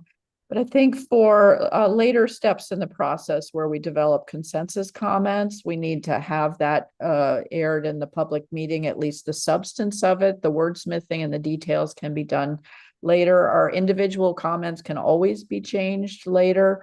But since this is a consultation, it's pretty much just a compilation of our individual comments. And so we don't need to make sure everything is aired. And I'll defer to Aaron if he wants to clarify or anything else. Yeah, that's correct. So at the end of this time, we will follow up with a schedule. So you'll have an opportunity to revise and or add to your individual comments. And then we will compile all those and send those to EPA. So again, this is a consultation. It's early advice. But as Leanne had indicated, as we proceed forward with a full peer review, then there are a little more different rules with regards to what needs to be aired in public during the public meeting. Okay, any further comments from anyone? I wanted to bring forward, I had in my written comments some things that are really a preview for next week's meeting. In the chapter 2, for instance, there's a Leanne, just to clarify, next week's meeting is a meeting of the chartered CASAC. So yes, it's not a panel meeting, so don't freak out if you don't know about it. Yes, thank you. It's Charter CASAC only. A few Charter CASAC members aren't here. They will be at that meeting. All the Charter CASAC members who are here, I presume, will also be joining that meeting. I invite everybody on this panel to weigh in on what we're going to be deliberating on next week. And a lot of it is about the process. And one of the things in the process is the flow chart that is figure 2 in this document. It appears in many EPA documents in the policy assessments and the IRPs, this IRP among others. And one of the concerns is that EPA, if it concludes that the current standards should be retained, then it does not, the flow chart does not offer the opportunity to look in much depth at alternative standards. And that has emerged as a challenge in previous reviews. It was particularly highlighted in the ozone review, where the staff concluded that the current standard should be retained, and that CASAC had been recommending a much lower standard for over a decade for both the primary and a distinct secondary standard, and they weren't really considered in any depth. And a lot of that had to do with the flow chart, which led to a binary decision. You go one way or the other, depending on whether your answer is yes or no. So I wanted to make sure that we also highlighted that this idea of only considering something as appropriate framing is really too restrictive of a set of possibilities. And we will be talking about that more next week. And as I said, I invite anybody on the panel to provide additional comments for that meeting. Love to hear you speak as a member of the public. So I want to, since we're getting close to the end of the 4 hours, I want to see if there's any last comments. I don't see any more hands up. And I'm thinking maybe we can, Petros has his hand up.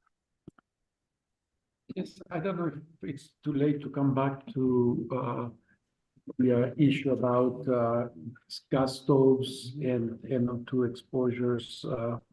I don't know if you follow the news, but there was a lot of hype on national media about how bad it is to use gas stoves and the NO2 exposures. I don't know if that was a result of many papers or just a paper, but I think that should be part of the review, and especially not just the extent of the extent of the exposures, which we need to know, but also in terms of the exposure error and how this really affects many of the studies. I mean, a large swath of the country uses gas, and this has increased over the last decade, 10 years. So, and also I know that EPA cannot regulate indoor sources. So, but still is an issue that I don't know how can be addressed in this review. Definitely exposures have increased since last 5 years or 10 years because there is a proliferation of gas pipes and gas use.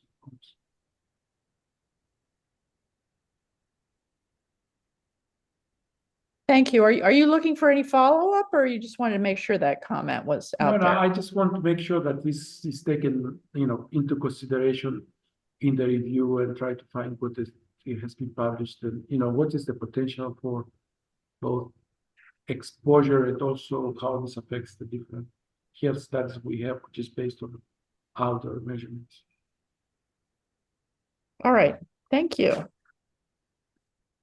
It's not too late to bring anything up. If anybody has any last comments that you feel like you want to make sure get shared. And again, they presumably will be in writing as well and will be attended to that way. I'll just check and see if there's any hands up, and if not, we can end a few minutes before the hour.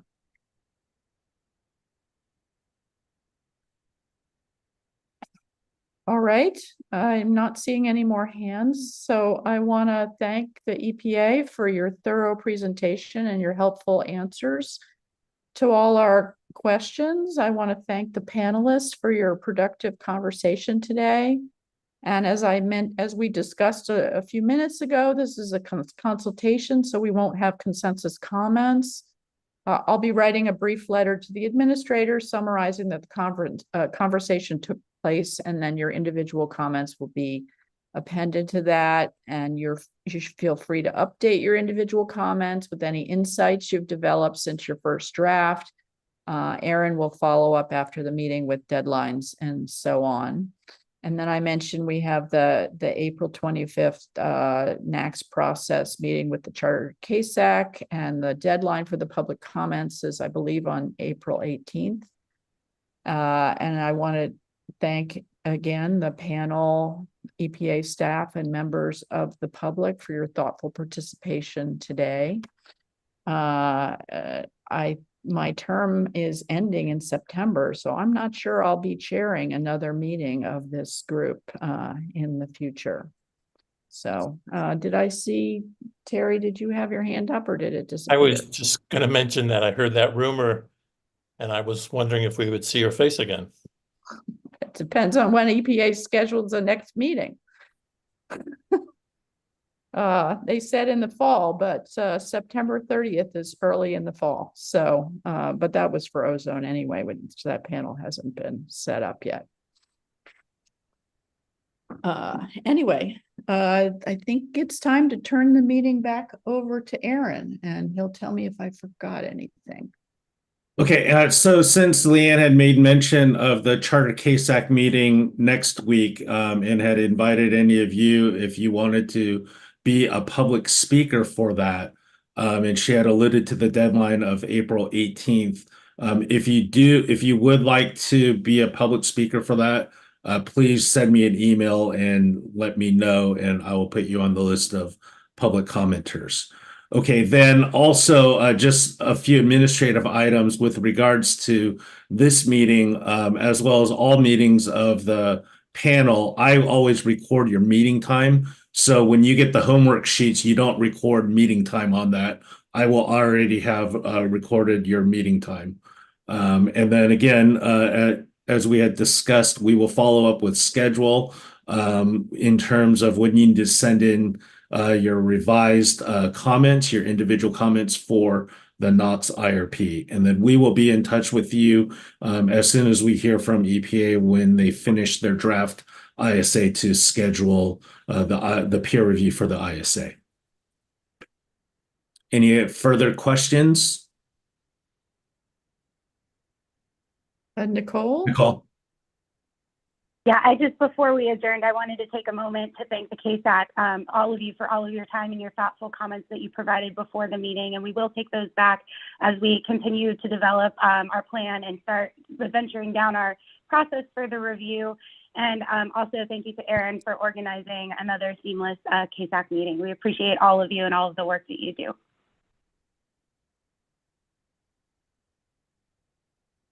Okay, I think with that, we can thank everyone again for your participation, and we will be in touch.